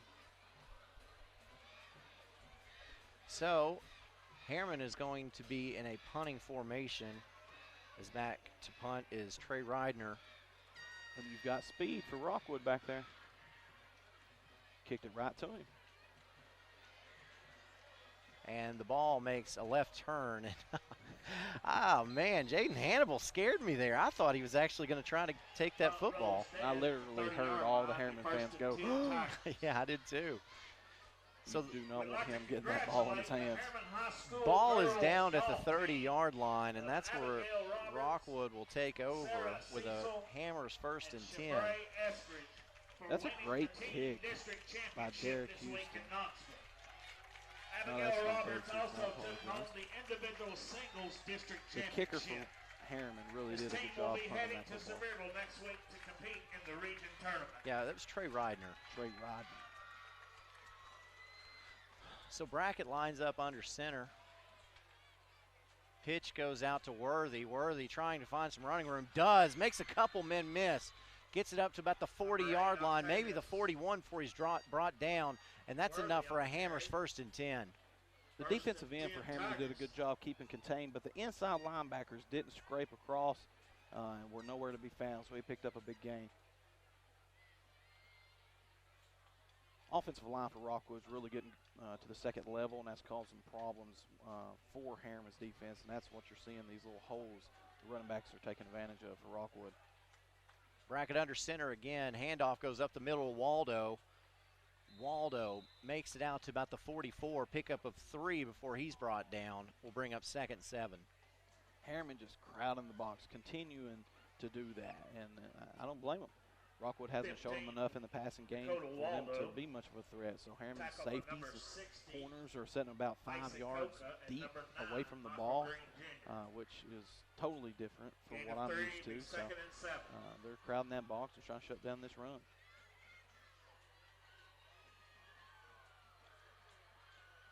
Harriman showing both A-gaps open. Brackett sends a man in motion. That's Worthy.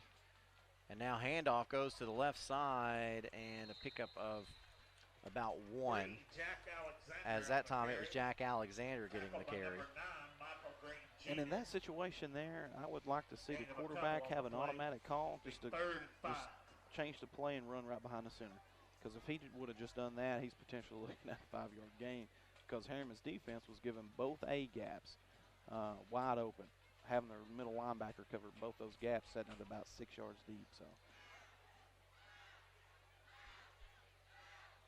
3rd down, big 3rd down. And Brackett sends wideouts 2 to either side as he lines up in the shotgun. Takes the snap, rolls to his left, looks downfield, gonna let it fly. He's got a man there. It's gonna be caught to the 10, to the 5, touchdown Rockwood, and that time it is Xavion Fickey. And another 10th grader for this Rockwood program. Touchdown Tigers. Beautifully placed ball by Brackett. You couldn't ask for a better throw. And that's with 40 seconds left to go in this first half. As we see on the replay, Brackett just lets this one go and lets his receiver run right under it. You see what happens when you have plenty of time for the quarterback to be able to make that kind of throw. He had about 4 seconds to complete that pass. That's plenty of time. We've got Ben Woodall on to attempt the extra point. It's up, and it is. That's an impressive kick. Good. He kicked that plumb to the fence. It is 9-0 Rockwood. They put one on the board right before halftime on our OEB Law Game of the Week.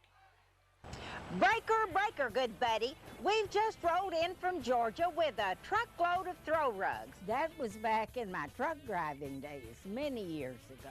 Rugs are still rolling in from Georgia every month, featuring Oriental and contemporary area rugs, carpet-style throw rugs, and much more.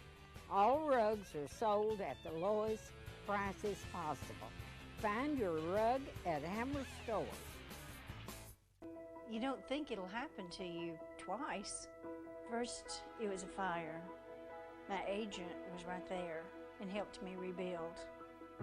Then the tornado destroyed everything, again. Both times, my independent agent and auto owners took care of me like someone takes care of family. For whatever lies ahead, we're always there. Griffin Insurance in Kingston is your local independent auto owners insurance agency. So Rockwood puts one on the board with 40.1 seconds left. The Tigers lead this 9-0 in our OEB Law Game of the Week. The Centennial, the 100th meeting between these two programs, as Harriman will get the football, and they'll let it roll into the end zone for a touchback, and that will be Harriman will have it at 20-yard line, but that was kind of dangerous, wasn't it? Did you hear me? Let out that groan. You never want to see that, and Harriman's done that a lot tonight on both punt returns and kickoff returns. You can't have that, because why, Aaron? If it bounces on the one and lands on the one, what happens? Well, first off, Rockwood has an opportunity to recover it. And potentially score. Yeah. You can't have that. You got to catch the football.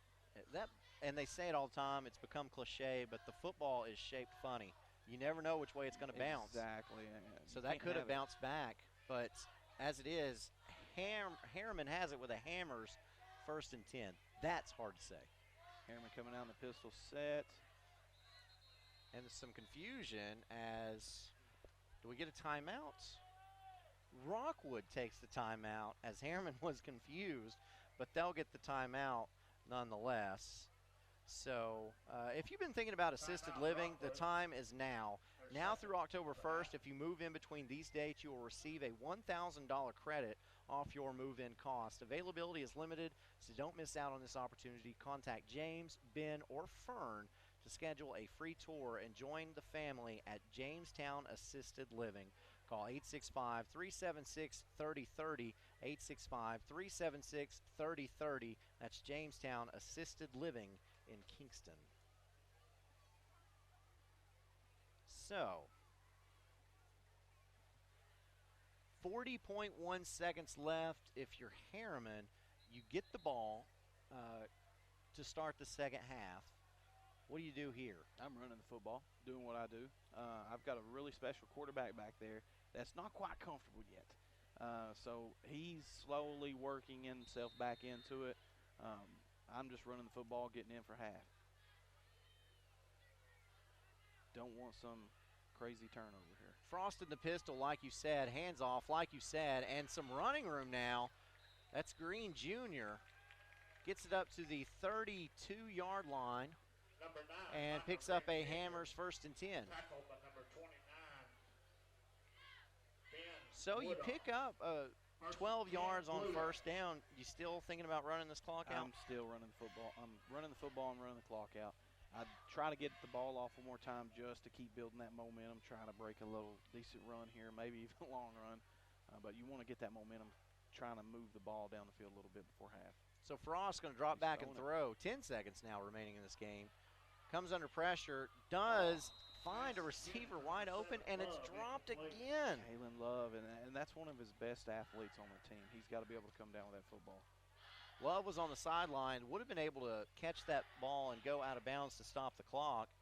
As it stands, you stop the clock anyway, but you don't pick up any yardage. And Love's getting some tough coaching over there on the sidelines. He should have came down with that football. He knows that. Coach John Webb, not in attendance tonight, has been in 24 of these rivalry games with the Rockwood Tigers, not counting the years he played. And here's Love, or Frost rather. He's going to take off, be tackled, and the half is over. What a move he put on right there, though. He's a special athlete. He is. So Rockwood will take a lead into halftime, 9-0, as we will send you to halftime. We'll bring you back. You'll be able to see the bands of Rockwood and Harriman. This is the OEB Law Game of the Week.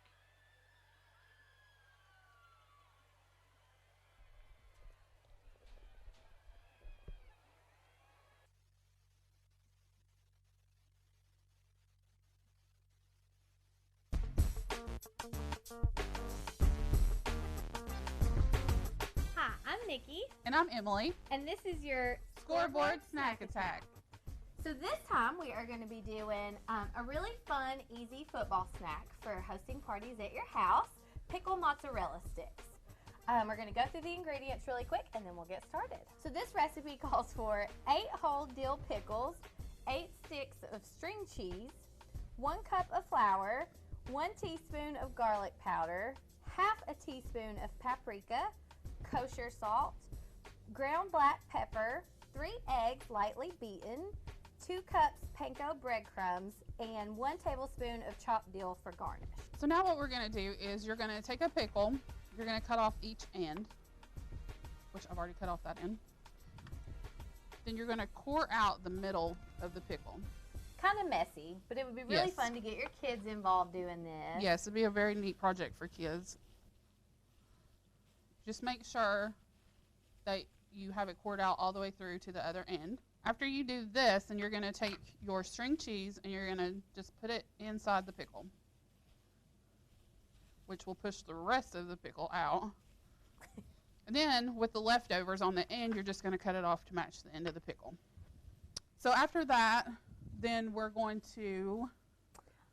While Emily's getting this other pickle ready, I'm going to go ahead and preheat our natural gas oven to 400 degrees. Some of the benefits about cooking with natural gas, you get a much more even cooking temperature. Natural gas ovens heat up very quickly and cool down very quickly. So especially if you have kids in the house, kids helping you with stuff like this, it's a much safer cooking environment for them. So I'm working on this last pickle. It's actually better if you buy the pickles that are larger for this recipe. The smaller ones work okay, but they tend to want to break down the middle. All right, so after we've done that, now we're going to combine our ingredients into the small bowls. So we have our bowl here with our eggs. We have a bowl here with our panko crumbs. Then we have a bowl with flour, garlic powder, paprika, and we've seasoned it with salt and pepper. And now what you're going to do is you're going to take your pickle, you're going to dredge it through this mixture. Then you're going to dip it in the egg. Then the breadcrumbs. I like to cover mine really good. Then you're going to lay it on a cookie sheet, as I've done with these. You're going to stick them in the oven, again at 400 degrees, preheated, for 20 minutes. And you're going to flip them after 10 minutes. So 10 minutes one side, flip, 10 minutes the other side. And that's all there is to it. So our pickles have come out of the oven. They look delicious. Yes, they do. And we have garnished this a little bit with some chopped dill. Very professional. Yes. So we want to let you know that OED does have a showroom. You can come by and take a look at our ranges and ovens. We also still have grills out, so come on by and take a look. And I guess it's time to try these. Yes. We got a little ranch to dip them in, because everything's better with ranch. Delicious. Oh, so good. Can't go wrong with pickles. But so I'm Nikki. And I'm Emily. And this has been your Scoreboard Snack Attack.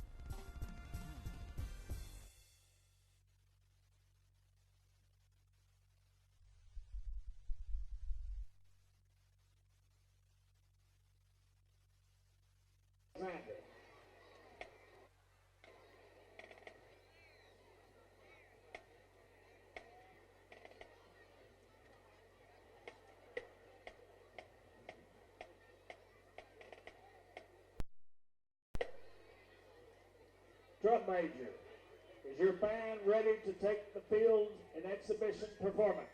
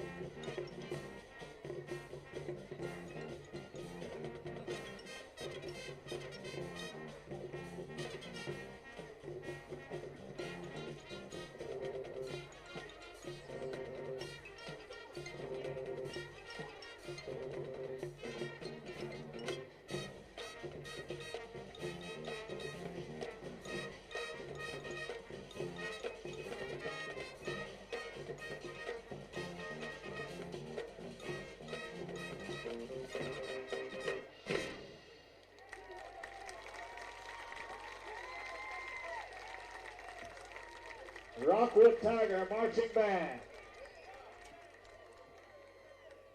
Meet Jack. He was a happy guy until he got hurt in a car wreck that wasn't his fault. The insurance company seemed friendly enough, and they made him an offer. Turns out it was less than he needed, but how was he supposed to know? Seems like the insurance company was looking out for themselves, but no one is looking out for Jack. If you get hurt in a car accident, don't be like Jack. Make the smart choice. Call OEB Law and turn your wreck into a check. 546-1111. Really? Again? Hey, if I had automotive style suspension like the new Simplicity, plus a free floating mower deck for the best cut, I'd be all that too. Well, And if I had the expertise and advice of his Simplicity dealer, maybe he'd look forward to hanging out with me. you don't have a Simplicity dealership. Good point. Huh. S.L. Bowman & Sons, 524 North Front Street in Rockwood. 1952. That's the year Hammers opened the first store in East Tennessee. Now there are 5 stores and there's always something new. Like in Hammers' popular ladies' boutique department, you'll find the lowest price possible on new arrivals every week.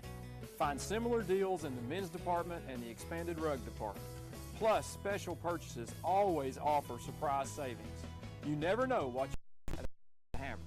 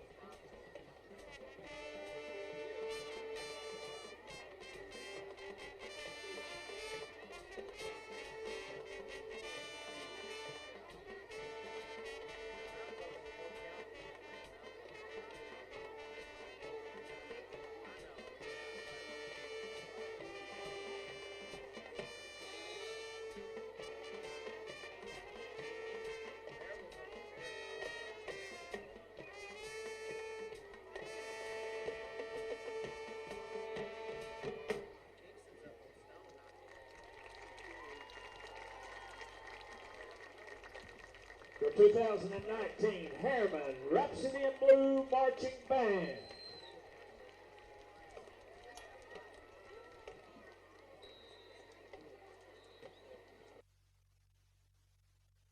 For 30 years, Reno Sporting Goods has been a leader in supplying the highest quality equipment and apparel for sports teams throughout East Tennessee. Athletes, fans, and coaches alike rely on the knowledge and experience that only Reno's can provide. For the best in team sports, shop Reno Sporting Goods. Come celebrate Ford Truck and SUV Month at Ray Varner Ford in Clinton. New 2019 Ford Ranger Super Cab, $22,996. New 2019 Ford F-150, $23,629. New 2019 F-250 Crew Cab 4x4 XLT, $45,578. New 2019 Ford Edge, $27,998. New 2019 Ford Fusion, $19,960. Ray Varner Ford in Clinton, I-75 exit 122, or shop us online at rayvarnerford.com. Evans Mortuary has been serving the needs of families in and around Roane County since 1976. As established members of our hometown community, we understand the security of dealing with people you know you can trust. We build our reputation on this trust. The Evans family appreciates the confidence the community has expressed in us over the years and will constantly strive to earn that favor. Evans Mortuary, 805 North Gateway.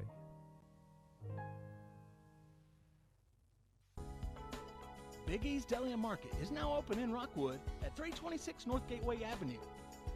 They have both 100% gas and gas with ethanol. They are open from 6 a.m. until 11 p.m., 7 days a week. Come by and visit the new owners of Big E's. They have all types of sandwiches in the deli, plus competitive gas prices and the coldest drinks in town. That's Big E's Market, 326 North Gateway Avenue in Rockwood.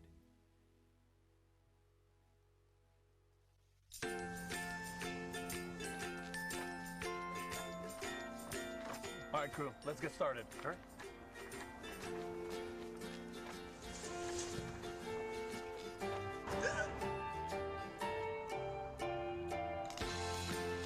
Don't ignore the law. You must call 811 at least 2 to 3 days before any digging project so you can avoid hitting our essential buried utilities. For digging projects big or small, make the call to 811. It's nothing personal. It's just business. Hello? That's how some people do things. Right away. To us, everything we do is personal. Because anyone can answer the call. It's who shows up that matters most. That's the quality of your independent agent and the company that stands behind them. Griffin Insurance is your local independent auto owners insurance agency. Reno Sporting Goods, your first choice for sports equipment. On the court, on the field, or in the stands, Reno's has the brand names you want. All the latest from Adidas, Under Armour, and more. From custom embroidery to screen printing, it's all about the game. For over 30 years, Reno Sporting Goods. The Harriman Utility Board is committed to providing safe and reliable natural gas service to our customers in Harriman and Roane County through the use of safe operational procedures with trained and knowledgeable personnel. An odorant is added to natural gas and maintained to a certain level so that in the event of a gas leak, it can be easily detected. If you smell or suspect a natural gas leak, please call the Harriman Utility Board at 882-3242. We can be reached 24 hours a day, 7 days a week. Planning a funeral can be difficult at best, but it can be a lot easier if you work with people who care. That's Davis Funeral Home in Harriman and Wartburg. Davis Funeral Home gives attention to every detail, ensuring your loved ones will be remembered with honor and integrity. Davis Funeral Home works very hard to give you the most professional service possible. Davis Funeral Homes, Morgan Avenue in Harriman and Old Mill Road in Wartburg. Davis Funeral Homes, people who care. Back at Wallace Blackfield for our OEB Law Game of the Week. I'm Aaron Harvey, joined by James Gibson. I'd like to thank all of our sponsors for tonight's game. Of course, OEB Law is the title sponsor, and we were able to talk to Tim Elrod tonight, and just thankful to have them on board with us all season long. Hammers, our first down sponsor. We've got Oak Ridge Utility District, Evans Mortuary, Griffin Insurance, Harriman Utilities Board, Ray Varner Ford, S.L. Bowman and Sons, Davis Funeral Homes, Rockwood Natural Gas, Big E's Markets, Jamestown Assisted Living, City of Rockwood, and Smoke and Joe's. Speaking of City of Rockwood, the mayor of Rockwood and council members, Steve Bryant, Jason Jolly, Shane True, Mike Fuller, Harold Holloway, and Bobby Anderson are all big fans of the Rockwood Fighting Tigers and hope that they have a winning season this year so that they will be in the playoff picture at the end of the regular season. As Mayor Brillo Miller would say, go Tigers, play hard tonight and win, win, win. Rockwood in a position to do just that with a 9-0 lead so far after one half of play over the Harriman Blue Devils. Harriman's going to receive. What do you want to see out of Harriman this half? Lack of mental mistakes. You got to stop beating yourself. Too many penalties all year long for Harriman, and not only tonight's. I want to see a little more explosive plays, see the quarterback get settled in a little bit in the first half. He should be ready to go the second half and start making some explosive plays. Give a little bit more on that last effort play. Ben Woodall set to kick it deep for Rockwood. Back deep to receive for Harriman, Bryce Goodman, as the second half is underway. Goodman takes it at the 6, runs to his right, breaks a tackle, breaks another tackle, gets it out to the 31. Good return for Harriman before Goodman's finally brought down by Gavin Evans. Last-ditch effort play to bring him down. Good tackle by Evans, but what a run. He made a really good spin move from contact, as you see here. Continue to pick up about another 5-10 yards on the play. Hard running. So good field position as Harriman will have it at the Harriman 31-yard line for the Hammers 1st and 10. Let's see if there's been any adjustments made at halftime. Coming out with trips. 4 wide receivers for Frost. And the pitch will go to Goodman. Goodman finds some running room, gets up to the 45-yard line. So immediately a pickup of 14 yards will bring up a Hammers 1st and 10. Well design play. They brought in the trips over here to just basically run off the DBs and sent that inside receiver to crack back the linebacker, which sprung open a hole for the running back to pick up a good gain. So Hammers 1st and 10 for the Blue Devils. Great first play from scrimmage. And now Frost has 2 wide receivers on either side. One man in the backfield, that's Green. And Green gets it going straight up the middle. Picks up 2 before he's brought down. Not a bad run. Harriman looks a lot calmer now. I'm sure they got a lot of coaching in the halftime, and they look just settled in a little bit. As many mistakes as Harriman made, and Harriman made a lot of mistakes, this is a 9-0 game. This is completely doable. Absolutely. We saw Harriman come back on Kingston, and we thought that was going to be kind of over quick, and Harriman came back, stayed in the ball game. Harriman's doing the same thing right here. It's now a pistol set as Frost has Goodman behind him, 3 wide receivers to the right. Now a pitch out play to Goodman, puts his head down, rumbles forward to about the 43-yard line of Rockwood, and that's another Hammers 1st and 10. You can tell they put that in at halftime, and they've run it twice already. You can't run it too often or Rockwood's really going to start picking up on it. So you got to have a play, the same formation, come out and run a different play out of the same formation, and that'll keep Rockwood off balance a little bit. Yeah, maybe you fake a pitch to the right and then maybe bootleg the other direction. That's always something, or fake the pitch and have your wide receiver who's normally blocking streaking down the field. This time, the 3 wide receivers are to the left. And same play to the left, and just as you said, Rockwood keyed in on it, and Goodman is tackled for a loss of about 3. Even if you are going to run the same play, you want to try to change your personnel to running back position. You can't run the same play basically three straight times to the same running back because he's exhausted.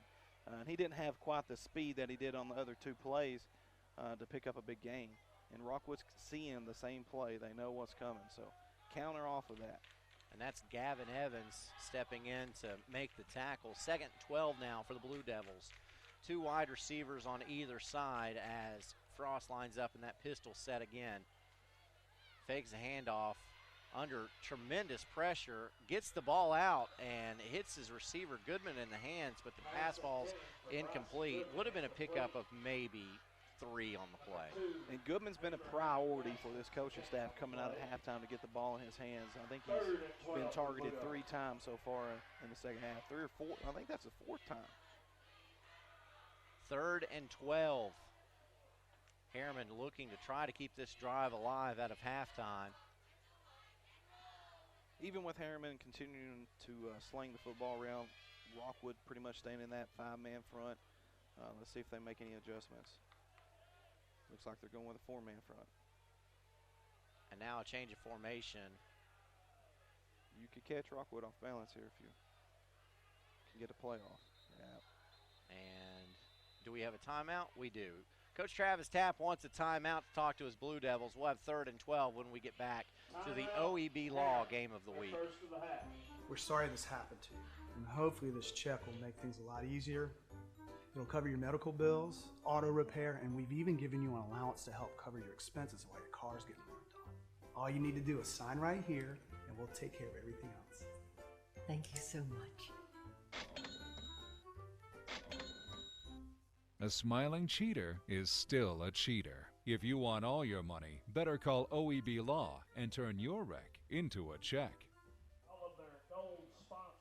So out of the timeout, Harriman will have it 3rd and 12 on Rockwood's side of the field. These 2 areas, communities, will play an alumni game tomorrow night on this same field. That'll be a lot of fun. That's going to be fun. So if you're listening, you need to come out and watch that. It's going to be a fun show, and a lot of these guys out there really pushing their bodies to the limits. You need to watch it. It'll be fun to see. So 2 wide receivers to the right, and that's where Frost wants to roll. Has a man there. It's Goodman. Pass is complete at the 35-yard line. Going to be a couple yards shy of the first down still yet. Unfortunately, it looks like a potential holding penalty on number 66 of Harriman. No 2 wide receivers to the right. And that's where Frost. And that's what it is. Can't have it. It's behind the ball. And that flag is sitting at the 44-yard line of Harriman. And if that's where you mark the penalty off from, ouch. That puts hurts. the ball back at the 34. The line to make is the Rockwood 33. So let me do some really quick math here.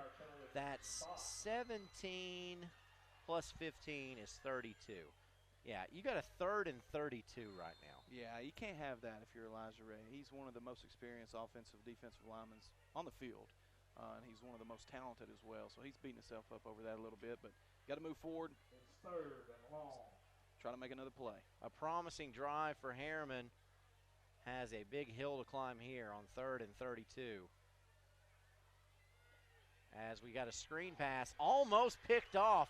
Getting free is Coca, but not for long as he's going to be gang tackled at the 35-yard line, and a no gain on the play will bring up 4th and 32. And I tell you right now, if Gavin Evans pass type thing on his arm, that could be an interception right there. Yep, see his cast? Yep. That's a tough kid. Well played by Rockwood's defense as the Tigers will send Brackett and Hannibal back deep to receive this punt. Dylan Coca had to come off the field due to losing his helmet, and that's usually their up back in this situation. Levi Hensley in punt formation for Harriman. Now remember, Rockwood does have a blocked punt tonight. Almost got it again, but this ball is going to land at the 44, take a Harriman bounce, and will land at the 29-yard line, and that is where Rockwood will take over 1st and 10. Hey, ice-cold beverages and all your tobacco needs can be found at one place in Rockwood. Yes, it's located in Rockwood on Gateway Avenue. Yes, you guessed it, Smokin' Joe's. They're located next to B&O Motors. If you're traveling south, it's on the right. If you're traveling north, it's on the left. If you're traveling up, you miss it. That's Smokin' Joe's, Gateway Avenue in Rockwood. As we see the stats on your screen there, 4 first downs for Rockwood, just 3 for Harriman.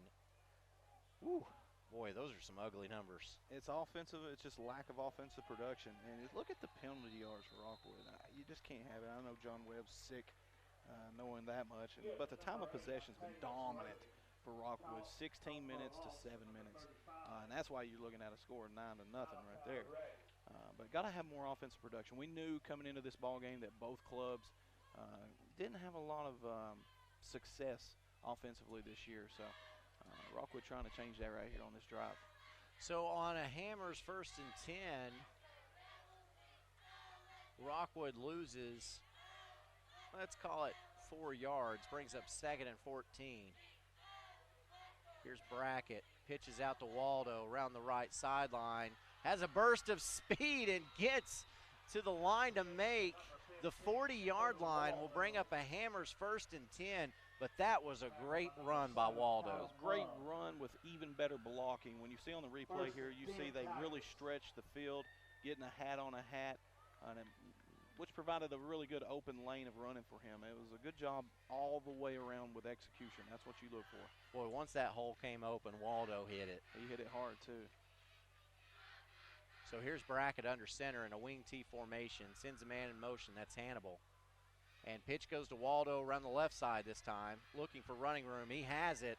And he's going to be jerked down at the 46-yard line. And you will have a horse collar to add another 15 yards to that. Not much. Not much. He didn't really do a hard tug on it. Just enough to get the attention of the referee. And that's a new emphasis of the TSSAA this year. We've seen it called multiple times across the state of Tennessee this year. A lot of people don't understand it, but it's a safety thing. You don't like seeing guys being drugged down from behind. There have been too many injuries from that. So the TSSAA has made that an emphasis this year. And it's easy to bring somebody down just by pulling on the back of their shoulder pads, and they could be running full speed, and that's dangerous. You're looking at whiplash or neck injuries, things along those lines. So, and the rule was changed this year too. You don't even have to reach in behind the shoulder pads. All you got to do is grab that nameplate, and it does the same thing. So now Rockwood set up with a Hammers 1st and 10 in good field position at the Hammers 39, and here's Hannibal going around the right side, and he's swallowed. And we've got another flag, and this might be a face mask. Couldn't really tell there. Far side of the field, but yep. Good eyes there. And that's going against Harriman. Face mask against the Blue Devils. We'll see on the replay here. You want to see Hannibal cut that outside. He's got elite speed for this area, and I'd rather see him bounce that outside and try to pick up something with his feet. And you could see right at the last, as Hannibal's going to the ground, a really unnecessary penalty, but hey, you're trying to tackle a guy, you're grabbing anything you can, especially Hannibal. Yeah. You know. You're trying to grab anything that you can. And you just end up with a face mask. That's a 15-yard penalty. Sets Rockwood up with a Hammers 1st and 10 at about the 24-yard line. You can't give Rockwood anything else. Rockwood is a little bit bigger and stronger than you up front. They've got a couple more playmakers. They're a bigger school than you. You can't give them anything. Harriman's giving them too much. This time on a dive play, it's Gaskins. And Gaskins picks up about 4 yards. We'll bring up 2nd and 6.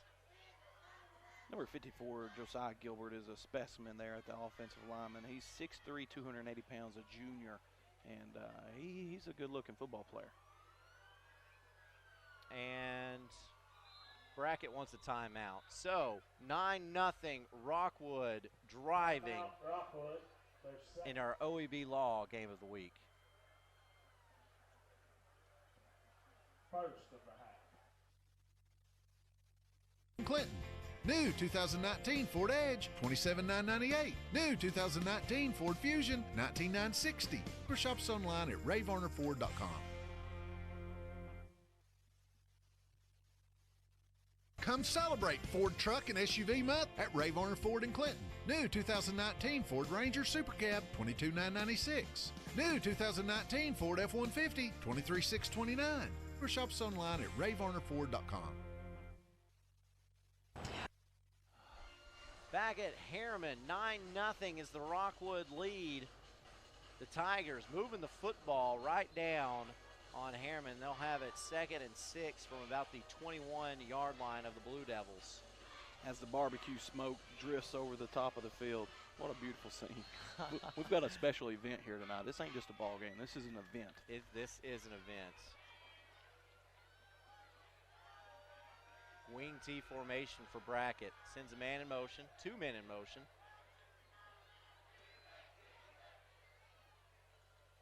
And pitch goes to Hannibal. Cuts his field back and picks up probably 5 yards on the play. Should bring up 3rd and 1. Hannibal's what you call a scat back. He's a guy that's going to scatter when he gets the football. He's going to bounce inside, outside, do a lot of shifty moves like that right there. And if he's healthy there, he makes that play move, shifting back inside. He is a very shifty player.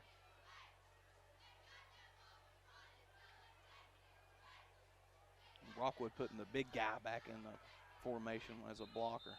And Rockwood's going to have to take a timeout. Had confusion. So the Tigers take another timeout, their 2nd in this down and distance, as they lead this one 9-0 in our OEB Law Game of the Week.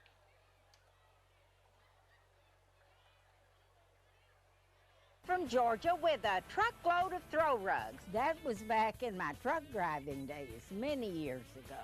Rugs are still rolling in from Georgia every month, featuring Oriental and contemporary area rugs, carpet-style throw rugs, and much more. All rugs are sold at the lowest prices possible. Find your rug at Hammer Stores.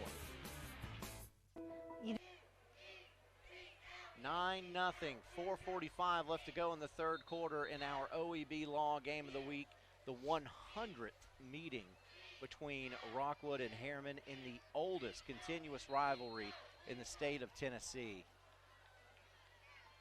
Brackett lines up under center. Needs short yardage. They go to Waldo, and he is pummeled. Wow. What a play by Harriman's defense. No gain. Will bring up 4th and short. And he's slow to get up. Immediately by number 5, Dylan Coca. Dylan Coca coming in big Loss time. on the play. It's 4th Oh, and yeah. 2. Waldo got licked. Ooh. High and low as it's Coca and also Malachi Ray.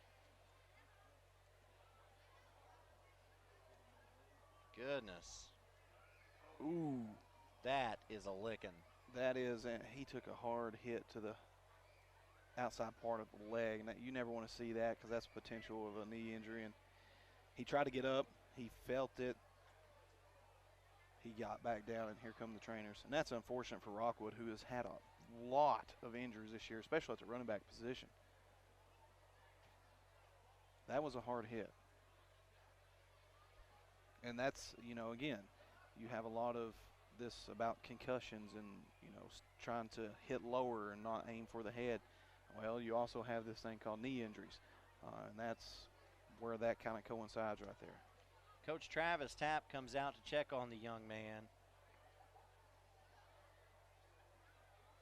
It's 9-0 Rockwood in our OEB Law Game of the Week. You don't think it'll happen to you twice. First, it was a fire. My agent was right there and helped me rebuild. Then the tornado destroyed everything, again. Both times, my independent agent and auto owners took care of me like someone takes care of family. For whatever lies ahead, we're always there. Griffin Insurance in Kingston is your local independent auto owners insurance agency. Planning a funeral can be difficult at best, but it can be a lot easier if you work with people who care. That's Davis Funeral Home in Harriman and Wartburg. Davis Funeral Home gives attention to every detail, ensuring your loved ones will be remembered with honor and integrity. Davis Funeral Home works very hard to give you the most professional service possible. Davis Funeral Homes, Morgan Avenue in Harriman and Old Mill Road in Wartburg. Davis Funeral Homes, people who care. So Dakota Waldo slowly walks off the field, and it's 4th and 2. Rockwood going for it. Brackett, wing T formation. Gonna run the sneak, and boy, I believe he's got it. He picked up a lot. That's just a good push by the offensive line of Rockwood. They really lowered their shoulder pads and got a good push. And that's what this offense is designed for, Aaron, is 3 yards in a cloud of dust. So that's what they did right there.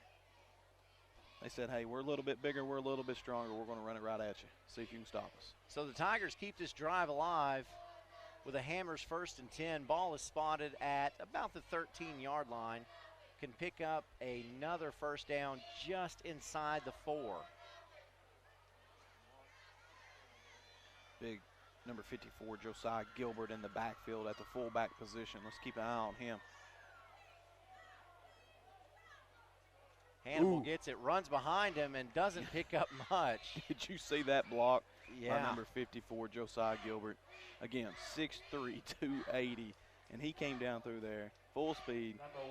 And the Harriman defender did a really good job of standing him up. He said, hey, I am not scared of you. I'm coming in there, and we're going to lay the wood.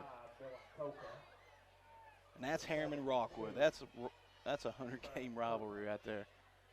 Pickup of 2 will bring up 2nd and 8. Abram Godsey coming in there and challenging the big guy. See the big blocker back on the field for this play.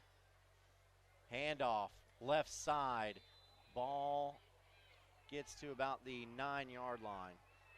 And that time with it is Jack Alexander. Number 3, Jack Alexander. Rockwood just needs to keep doing what they are used to doing right here. Run that football, try to get it off tackle a little bit, maybe incorporate a pitch, and let's get this in the end zone and try to put this game away. So we know Harriman is going to have to get 2 stops here to get this football back.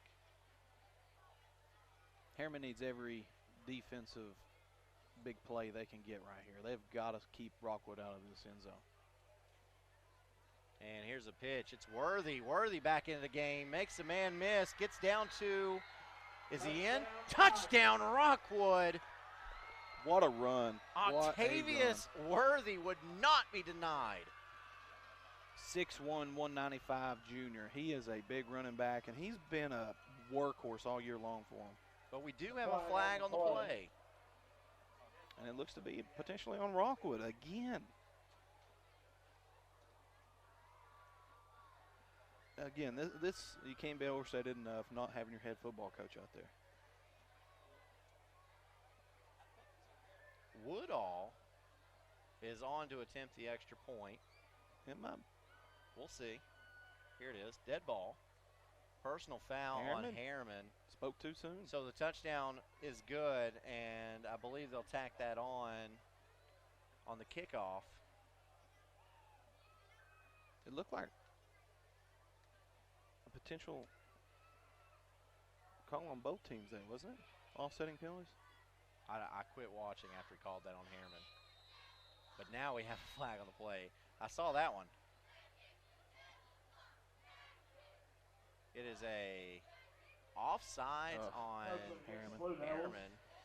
And that extra point was good as we see the replay here. Look at Octavius Worthy. He is very worthy of praise. Absolutely, but so is Derek Houston, number 20 of Rockwood, 5'8", 170, sophomore, came in there, lowered the shoulder pads, got a really good block to spring him into the end zone. Without his block, that is not a touchdown. So now here's Woodall, just a yard closer. Still a lot of confusion.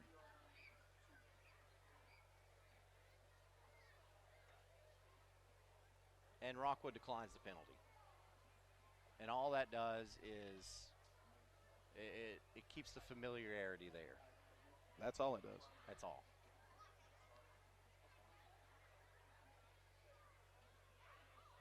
So here's Woodall. Kick up, and it is good. Rockwood puts 7 more on the board. It's 16-0 with 2:02 left to go in the third quarter on the OEB Law Game of the Week.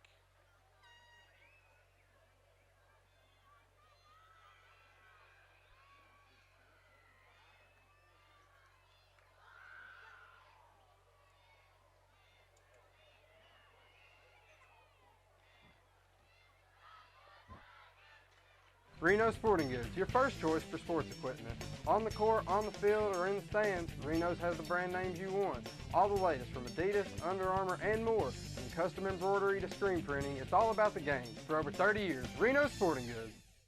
The Harriman Utility Board is committed to providing safe and reliable natural gas service to our customers in Harriman and Roane County through the use of safe operational procedures with trained and knowledgeable personnel. An odorant is added to natural gas and maintained to a certain level so that in the event of a gas leak, it can be easily detected. If you smell or suspect a natural gas leak, please call the Harriman Utility Board at 882-3242. We can be reached 24 hours a day, 7 days a week. Evans Mortuary. Welcome back to the OEB Law Game of the Week, the 100th meeting between Rockwood and Harriman. The Tigers lead this one 16-0. As Woodall is back onto the field to kick this one. After the 15-yard penalty, he's kicking it from the Harriman 45-yard line. And he makes the field goal. He won't get any points for it, but kicks that ball straight through the uprights, and Harriman will have it 1st and 10 from the 20-yard line. Even off the tee, Aaron, that's still an impressive kick. Yeah, it's fine. It's pretty good. And Double A school, especially. You don't see a lot of kickers in these smaller schools. Every now and then you'll get somebody comes through, knows how to put a foot on it, but some of the smaller schools, single-A schools that also have soccer are normally the programs that have a decent kicker. When you look at like Oneida, for example, they've always got a kicker. And that wins you a lot of ball games. People don't understand that the kicking game is very important in the game of football. They call it football for a reason, okay? And we've got a timeout, Harriman. So the Blue Devils want to talk about it before taking a snap on this possession. So we'll let them do that. It's the OEB Law Game of the Week. Evans Mortuary has been serving the needs of families in and around Roane County since 1976.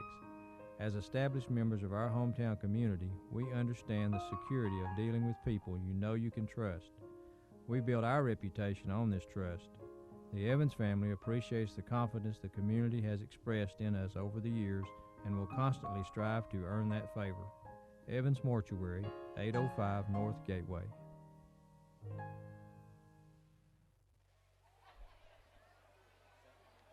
So out of the timeout, Harriman will have it at the 20-yard line with a Hammers 1st and 10.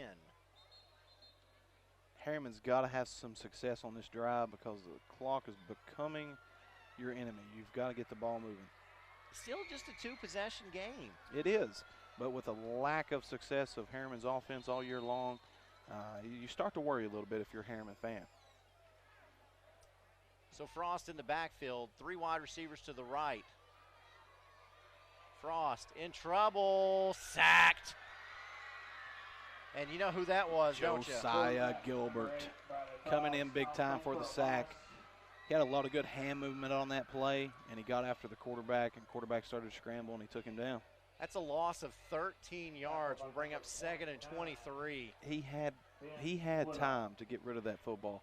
Again, this is his first game back, so he will have some kinks and things to work out as he gets more experience and more familiarity with this offense moving forward. And you're talking about the clock being a factor. It continues to run as we are under 1:20 left to go in the third quarter. Frost, 2 wide receivers either side. Takes a snap, handoff, goes up the middle. Short gain there. And that goes to Coca. You have the number 5, Dylan Coca. It brings it to 3rd and... He got the 14, so 16. 3rd and 16.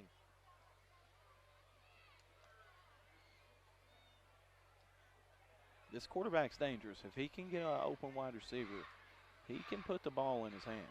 Rockwood, expect them to bring pressure on this play. As Frost will take off, run the left side, gets to a spot, and then a flag is thrown. And you're probably looking at a late hit out of bounds. It's in that area. It's hard for my vantage point to see all the way across the field on their sideline, but that's what you would suspect in this situation.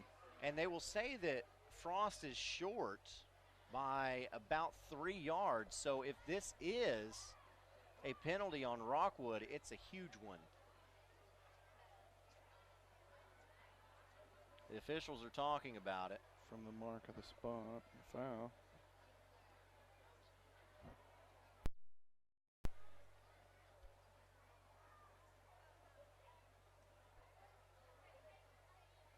Here's the call. Holding against the Blue Devils. Holding. Hold on. On Harriman. Also a dead ball, personal foul on Rockwood. So the hold probably took place at the 16-yard line or the 17-yard line. So if you assess that penalty, it would be half the distance to the goal, which would take it to about the 8-yard line or so. So that's what they're doing. They're going to back it up, stop at the 8-yard line. Then you got to mark off 15 yards, which will put it at the 23. It will still be 3rd down, and it'll be 3rd and 7. So 3rd and more manageable. I think they picked up about 1 after all the penalties assessed. 26 and a half seconds remaining in this 3rd quarter.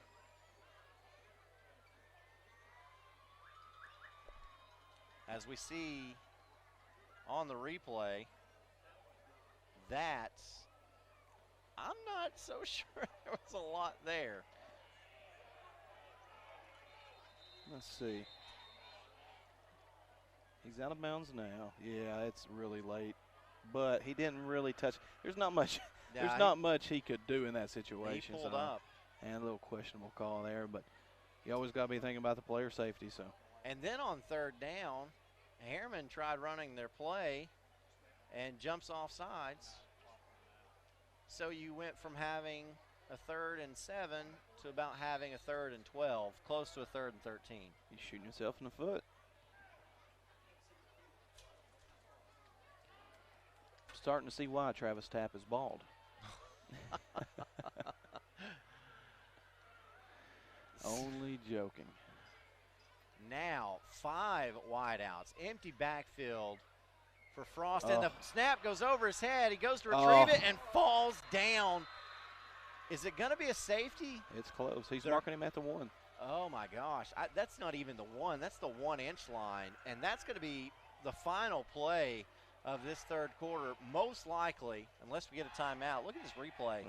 Ball just sails a little bit high, and that little bit of rain we got. The worst timing possible for Harriman. After 3, we've got 1 quarter to go. Still a 2-possession game, but the Rockwood Tigers lead this one 16-0 in our OEB Law Game of the Week.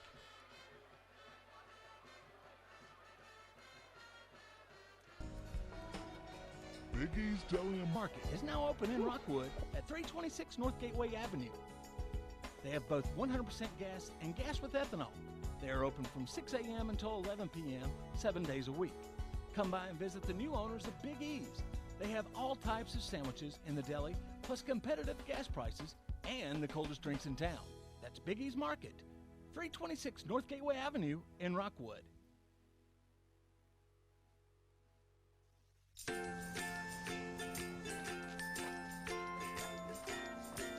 All right, crew, let's get started. Sure.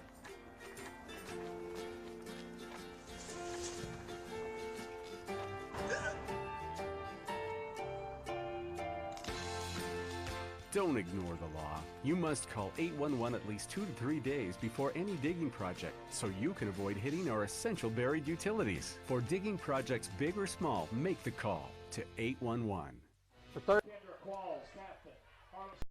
Back at the OEB Law Game of the Week, I'm Aaron Harvey, joined by Coach James Gibson.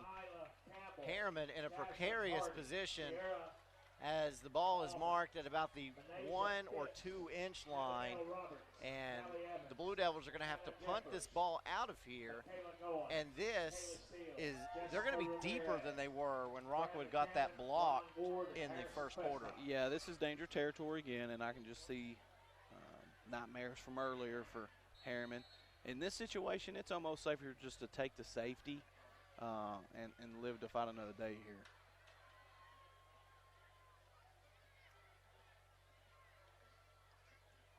And the punt is blocked. Yep. And it's recovered in the end zone. Let's see. Who recovers it? They're because that's fighting for important. We'll wait for the official signal. Touchdown, Rockwood. And that's why I said it's safer to take a safety in that situation, because that's major danger territory there. You can't have that happen. And if you're a coach sitting at home watching that, you know what I'm talking about. You got to take the safety there in that situation just because of that. 2 points is better than 7. And it was interesting looking at it on the replay. It looked like the punter kicked it into his up backs. That's what it looked like. Back. And that happens in this situation. You don't have to get much pressure when you're setting 5 yards into the end zone trying to punt a football. Set, kick. Woodall's extra point is good. New score, 23-0, Rockwood. With 11:52 left to go in the game on the OEB Law Game of the Week.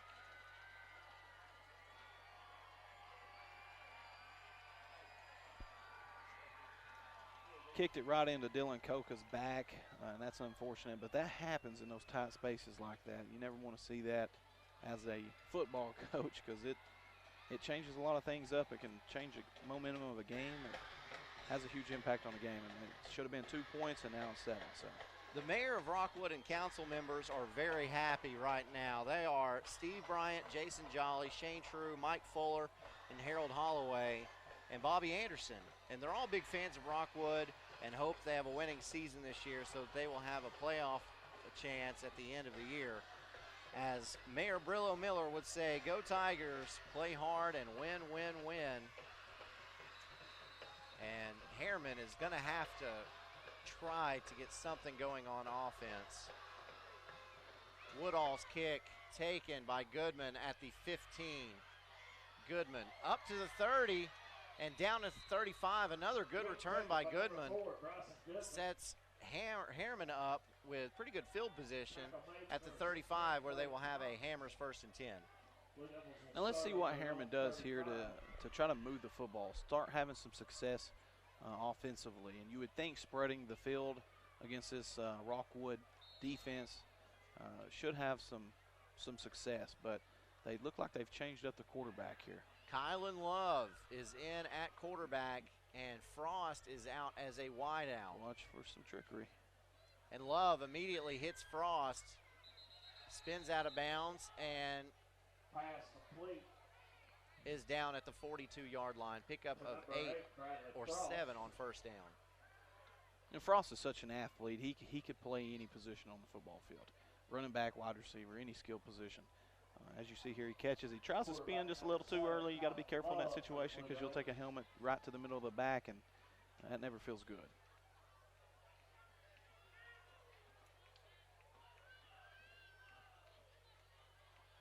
And another quick out goes to Goodman, complete by Love.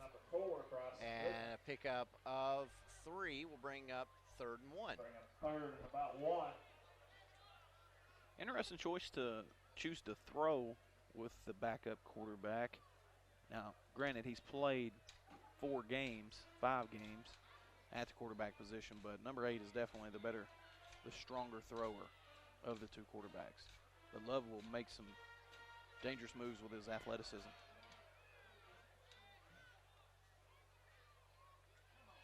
And Coca Koka gets the handoff, and he is stopped for a loss on the play. We'll bring up 4th and 2. This is a big 4th down for Harriman. The Blue Devils have to go for it. You have to. You have no choice. You got 10 minutes left in the 4th quarter. You're down 23 to nothing. You got to go for it here and hope for a first down. If I'm Travis Tapp, I'm trying to draw Rockwood offsides. But again, Harriman's had so many offsides penalties, encroachments, everything else this season. So I don't know if he quite trusts them enough not to jump. And you got your backup quarterback in.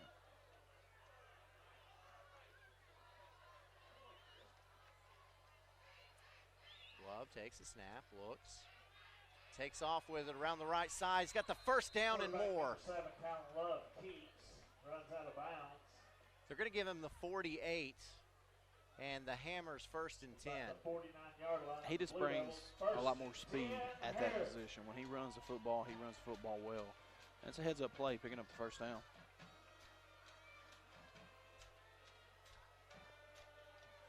So Harriman changes quarterbacks, and they're on the move. 2 wide receivers either side, single back in the backfield. Love drops back to pass, lets it go. Pass falls incomplete, just a little bit shy, as the intended receiver was Landon Frost, and Frost would have had to have scooped that one off the field. Yeah, you know, he threw it off his back foot, kind of moving a little too early. He's got a wide receiver wide open, and he underthrows him. But again, we saw him play quarterback all year long, and that's not his strength. He's not a traditional passing quarterback. He is a speed option type of quarterback who can beat you with his legs. Now, he will complete some pretty hard passes, but that's not his game. His game is the option game.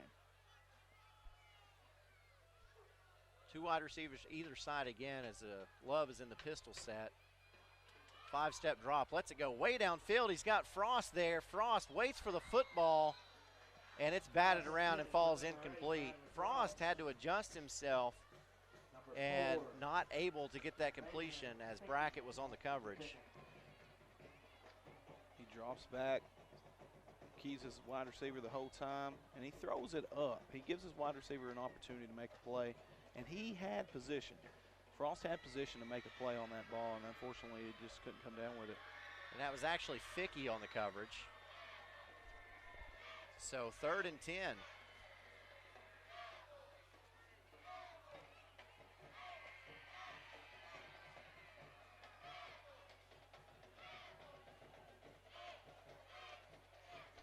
Let's see if Rockwood starts bringing pressure. They don't need to. What a play. Oh.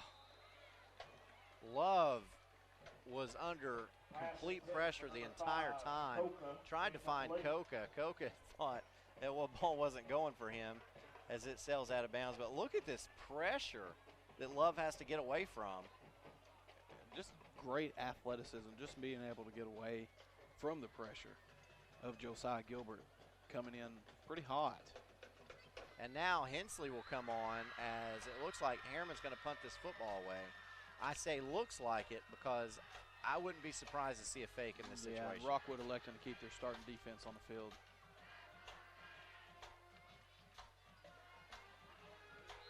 Harriman moved early. And it was going to be a punt, but instead you've got a false start on Harriman.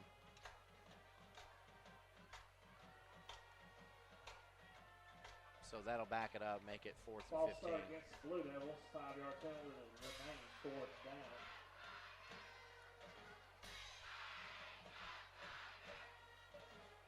Too many penalties. We've said that every time we've covered Harriman. If you're a Harriman fan, you're frustrated. I get it. It's just way too many penalties. You got to get it cleaned up if you expect to try to salvage this season. Harriman back way far back. Had to run back up to the line. Hensley about 10 yards deep. Gets the snap, gets the punt away. A side wobbler takes a Harriman bounce before falling dead just outside the 20-yard line, and that's where Rockwood will take it over 1st and 10. Hey, ice-cold beverages and all your tobacco needs can be found at one place in Rockwood. Yes, and it's located in Rockwood on Gateway Avenue. Yes, you guessed it, Smokin' Joe's.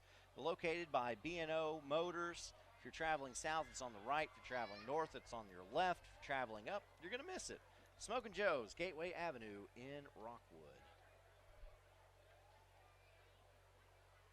So now Rockwood is in a position where they've got a pretty comfortable lead early into the fourth quarter.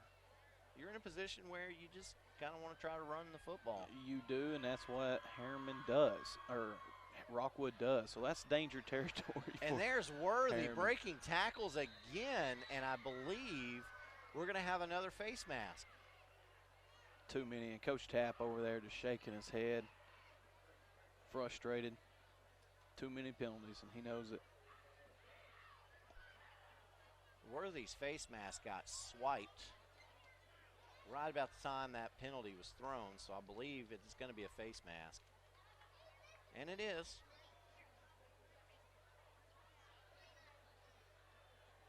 So they're going to mark that one off again.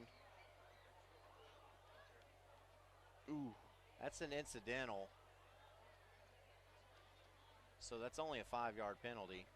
Big Chase Johnson coming in there, getting the paw up too high, face mask.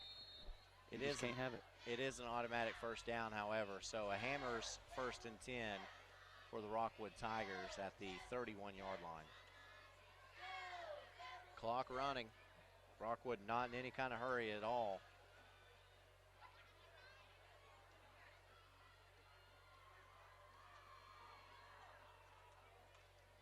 Brackett, handoff, Worthy, nothing. Swarmed by the Harriman Blue Devils. Now, Aaron, in this situation, when you have this type of crowdage among the line of scrimmage, if you do have a running back that's able to break through that first line of defense, this is the territory you could see a huge game because you have your defensive back so close to the line of scrimmage that they can get lost in traffic, and you'll have a running back squeaking down the field for about a 60-yard run. So hopefully Harriman's able to play some tough defense here, limit their mental mistakes, try to get out of here with a respectable score. Offensive coordinator Larry Davis filling in for John Webb. And the Polar Bear wants to run it to Worthy again. This time he picks up 6. We'll bring up 2nd and 5, or 3rd and 5 rather. And Larry Davis is a very good coach to have on the sidelines that Rockwood has. I believe he's retired. He's just volunteering his time, and he's been a coach at MTSU, Ole Miss, Memphis. He played at Memphis State. He's from Wartburg. He was a Wartburg head coach for a very long time, had over 100 wins.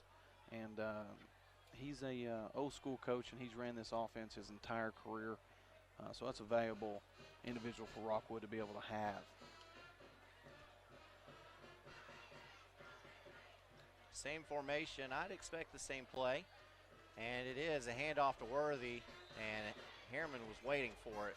Loss of 2 will bring up 4th and about 6, and Harriman will get the football back. Under 7 left to go in this game.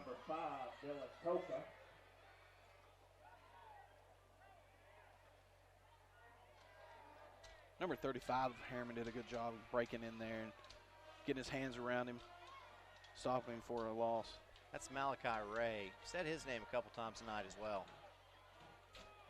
He's a big boy.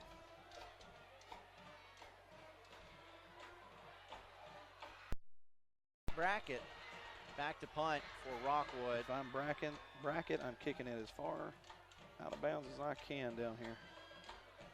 Bryce Goodman drops it again, and the ball is on the ground. Looks to be Rockwood's. There's a fight.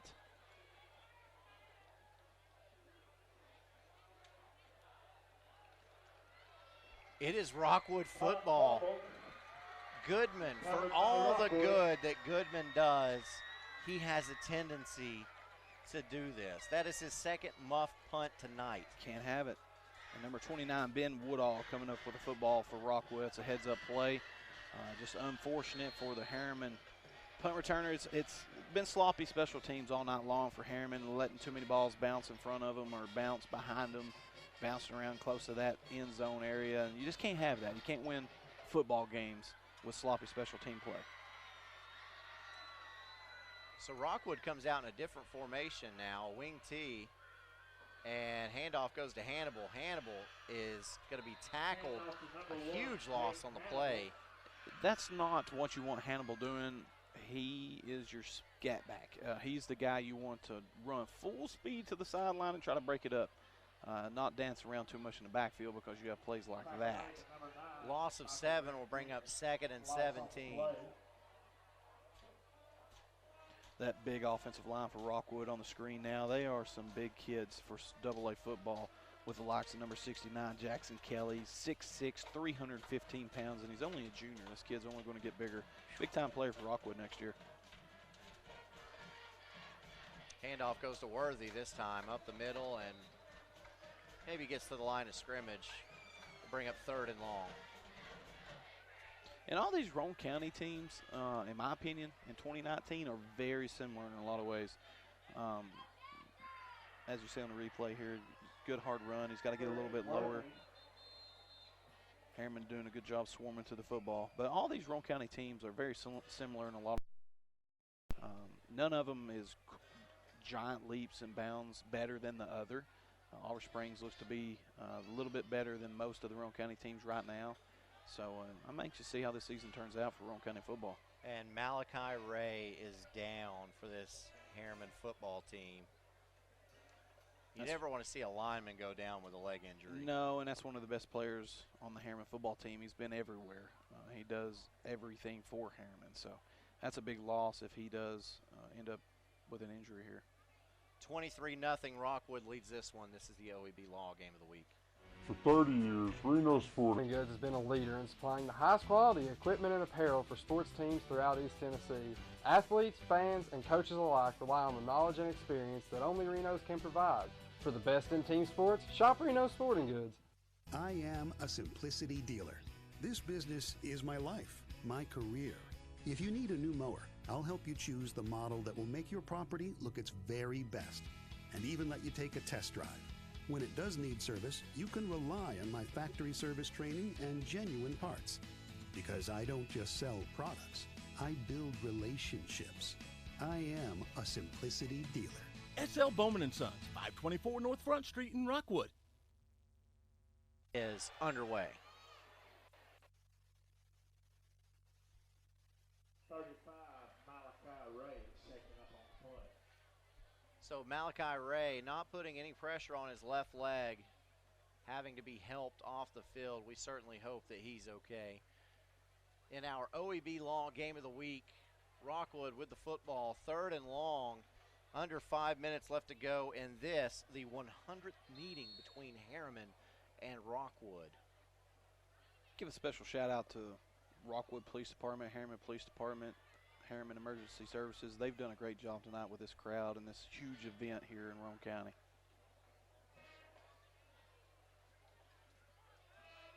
Brackett letting time run off the clock, not in any kind of hurry. Snaps it with 5 left to go on the play clock. Pitches it out to Worthy. Worthy finds running room, picks up about 8 yards before he's brought down. He is hard to tackle, Aaron. He's so shifty. He's got just enough wiggle to him to make you miss. He's a very special running back. Snaps it with 5 and 8. Ball spotted at the Harriman 30-yard line. You're in this position. What do you do? 4th and 8. How many timeouts does Harriman have? None. I think they have one. I'm going to try to run the football and make them use that timeout. And that looks like what they're going to do. Brackett is under center. Actually got Harriman to jump off sides. Now that changes things here. So that will bring up 4th and 3 instead. Let's see what old Larry Davis has up his sleeves over there. So now ball is spotted at the 25. Blue Devils, 5-yard penalty, stay 4th down.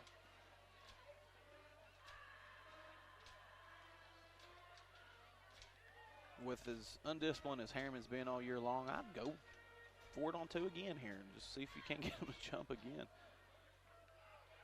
Yeah, that's what they try to do. A little more discipline out of Harriman that time. And Brackett will take the timeout when Harriman doesn't jump this time. 4:32 left to go. 23-0 is your score. Rockwood leads on the OEB Law Game of the Week. Well, the damage doesn't look too bad. This check should cover the repairs. Oh, okay. Also, you're not covered for a rental vehicle, but we gave you an allowance so that you can get to and from and pick up your vehicle. How's that sound? Sure. Great, fantastic. If you could sign right here, and then you can get on with your life. A smiling cheater is still a cheater. If you want all your money, better call OEB Law and turn your wreck into a check. For 30 years, Reno. Back at Harriman, 23-0 is the score and the lead for Rockwood. Out of the timeout, Rockwood taking a little bit of time, trying to figure out what they're going to do.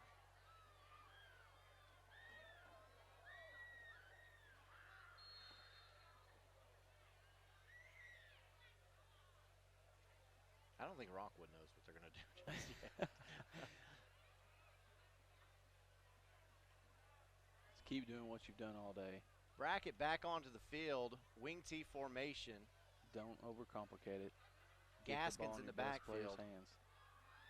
Snap.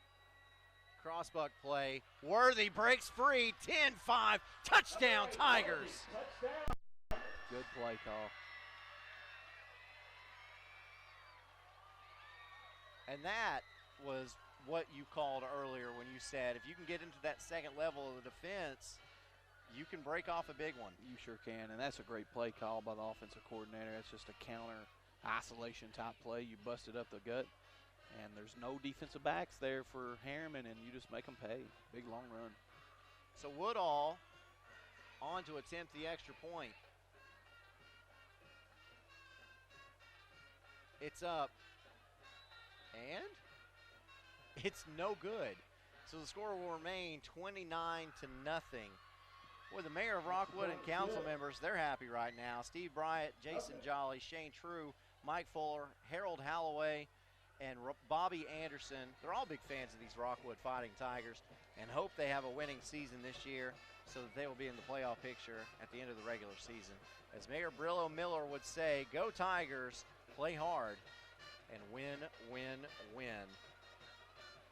I'd say at this point Rockwood is well on their way to a victory. Absolutely. They've slowly but surely started to secure this football game with Harriman shooting herself in the foot way too many times, as has Rockwood. Kept Harriman in it early with a lot of mental mistakes, but slowly but surely they've started taking control of this ball game and look to try to put it away here in the fourth quarter.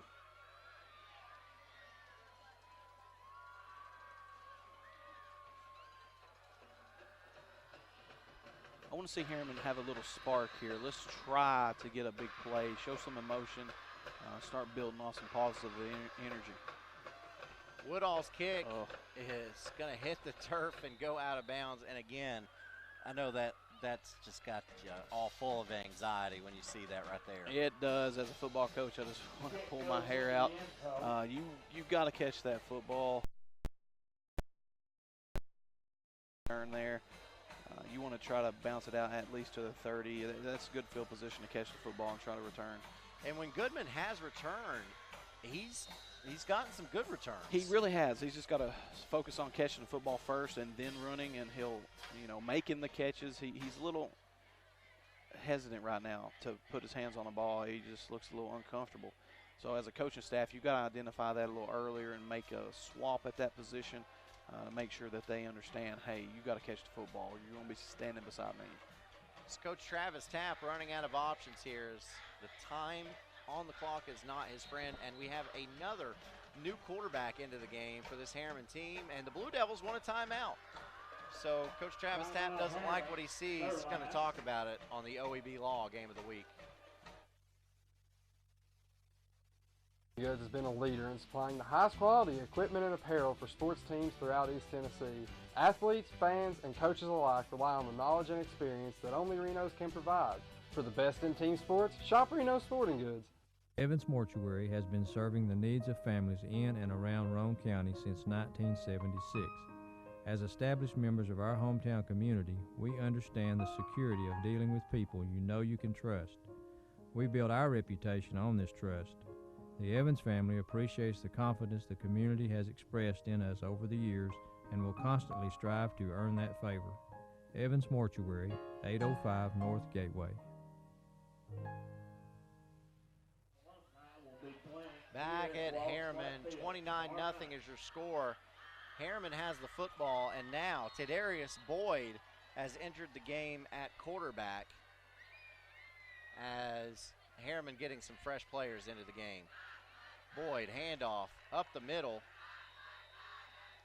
Fights out to about the 25-yard line, pickup of 5. Pretty good pickup on that Hammers 1st and 10. It really was, and it's encouraging to see. I don't have ages on these players, these younger players of Harriman, but I would suspect most of them are underclassmen, freshmen, and sophomores. So it's encouraging to see some good athletes coming up for this Harriman program. And that was Travis Frazier in on the carry for Harriman. 2 wideouts either side for Boyd. Handoff goes to Frazier again. Has a lot of running room. Gets to the 40, to the 50, and down at about the 47 of Rockwood. Frazier got to that second level and more. That's a really good run by the young Harriman Blue Devil. 2 wideouts either If you side see him for here, he's Boyd. hard to see behind that big offensive line of Harriman, and he bounces through there, and he's got the speed to break to the second level. Finally for Rockwood, it was Ben Woodall that ran him down, but a Hammers 1st and 10 again for this Harriman team. Boyd the quarterback, 2 wide receivers either side again. Fakes the handoff, and Boyd's going to take off with it and slide down after a pickup of about 4. That's a great fake by the young quarterback. He had everybody in the stadium for it. Quarterback number 14, Tadarius Boyd. Watch the fake here. Boom. That is beautiful. 2nd and 6.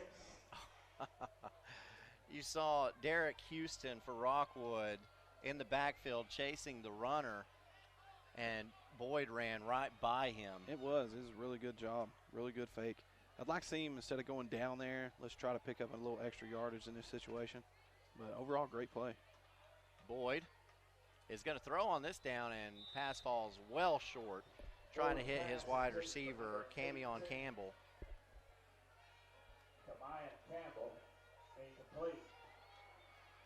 So we'll have a 3rd and 6. Young quarterback over there talking with Coach Tapp, trying to figure out what they're comfortable running here. They've got their starting offensive line still in the ball game, which I really agree with. That gives your younger players, your skill position players, a little more time and confidence to look up there and see the older guys blocking for them. And it does limit your mistakes, and it gives your younger players an opportunity to make a play. Boyd hands off to Frazier this time, and Boyd finding a lot of running room is Frazier, and then runs backwards a little bit trying to make a play. But it'll bring up 4th down and about 3. It's a good effort, but as you see on the replay here, if he would have just punched it up instead of trying to bounce it outside in that situation, he could have potentially had another 5-10-yard play. So that's just a young player mistake there, and he'll watch that on the game film and get better from it. And that's why he's playing. Travis Tapp is getting some valuable minutes right here for his younger players. Absolutely. It's a smart decision as a head football coach. You've got to get your younger players some talent or some playing time to showcase that talent. To really show the fans of Harriman, hey, the future's bright around here. We got some talent. So 4th and short, about 3 yards to go. We've got a flag on the play, and it's a delay of game. I want to give a special shout out to Wartburg Middle School softball team. They won the district championship last night with a record of 15-1. It's one of the better middle school softball programs here in this area. I want to give a special shout out to pumpkin pie flavored M&Ms. Amazing. We get pumpkin flavored everything anymore. Oh yeah, everything. Starbucks started most of that. Yeah. You know it's fall when pumpkin flavored everything comes out. Everything. Here's Boyd, rolls out to his left, looks downfield, and that is Not the prettiest pass, and it's picked off. And Rockwood will have possession. That'd be on Fickey. And Rockwood will take over with 1:03 left. Hey, ice cold beverages and all your tobacco needs can be found at one place in Rockwood. Yes, and it's located in Rockwood on Gateway Avenue. You guessed it, Smokin' Joe's, located next to B&O Motors. If you're traveling south, it's on the right. Traveling north, it's on the left. Traveling up, you'll miss it. Smokin' Joe's, Gateway Avenue in Rockwood. So, Tadarius Boyd looks like he's got a lot of upside. Throwing the football is something he's going to have to work on if he's going to be the quarterback of the future for this Harriman team. Yeah, absolutely. But the good thing is he has time to do that. And Travis Tapp's never been known as a coach to throw the football a lot.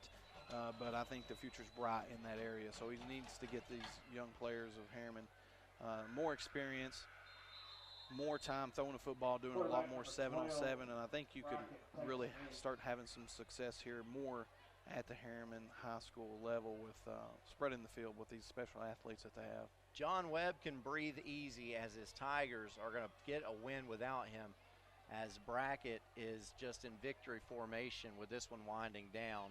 When we're finished up tonight, we'll send it to the BBB TV studios for the 5-Star Preps Friday night scoreboard show. We'll get all the final scores from the area. We did have a score of interest that wasn't able to get to. Coalfield led Gordonsville at the half 30-14. That'd be a huge win for Coalfield. That game a little bit behind because they had to travel to the central time zone. And that's going to be the final play of this game. Rockwood wins it 29-0 in the 100th meeting between the Blue Devils and the Tigers. This has been a good one to be a part of. And so thankful for OEB Law for being along with us, being the title sponsor tonight, presenting a $1,000 check to both schools as Rockwood moves to 2-4 on the season and Harriman falls to 1-5.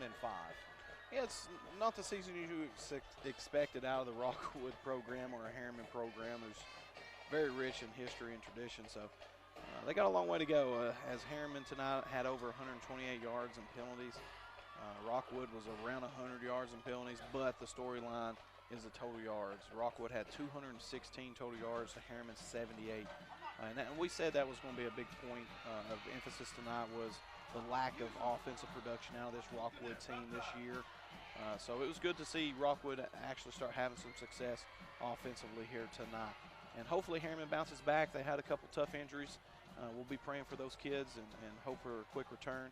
And Coach Tapp's got his hands full. He's got a lot of coaching to do, a lot of film study to do with these young players of Harriman.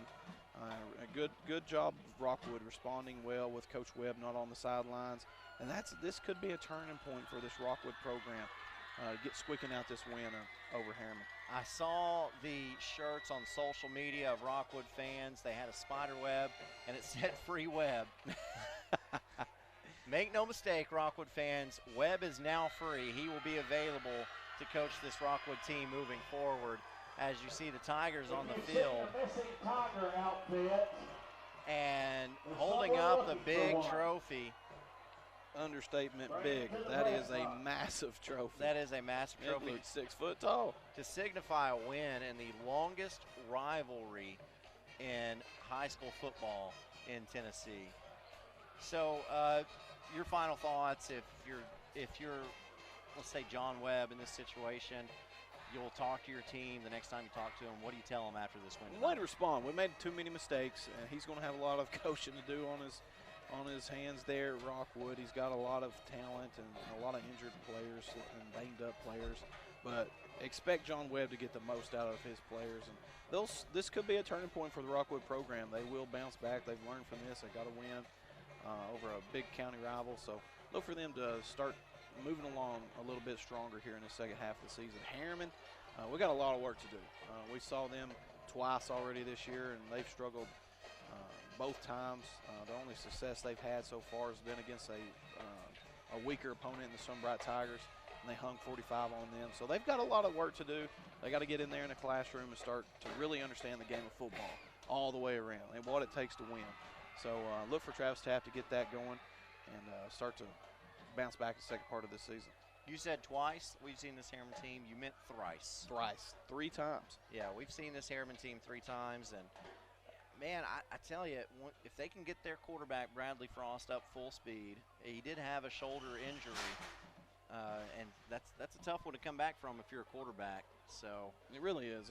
It's a hard injury to bounce back from. He missed 5 games, so he's got some rust on him, and look for him to really start to make major improvements moving forward. I want to thank all of our listeners and watchers out Evans there. I want to Mortuary thank has been you served. for tuning in on Facebook. We're on Periscope. We're on YouTube. We're on Channel 12 and Comcast. So thank you all for tuning in and being a part of our broadcast tonight as Rockwood defeats Harriman in the 100th meeting between these two teams, 29-0. For James Gibson, I'm Aaron Harvey. This has been the OEB Law Game of the Week. Evans Mortuary has been serving the needs of families in and around Roane County since 1976. As established members of our hometown community, we understand the security of dealing with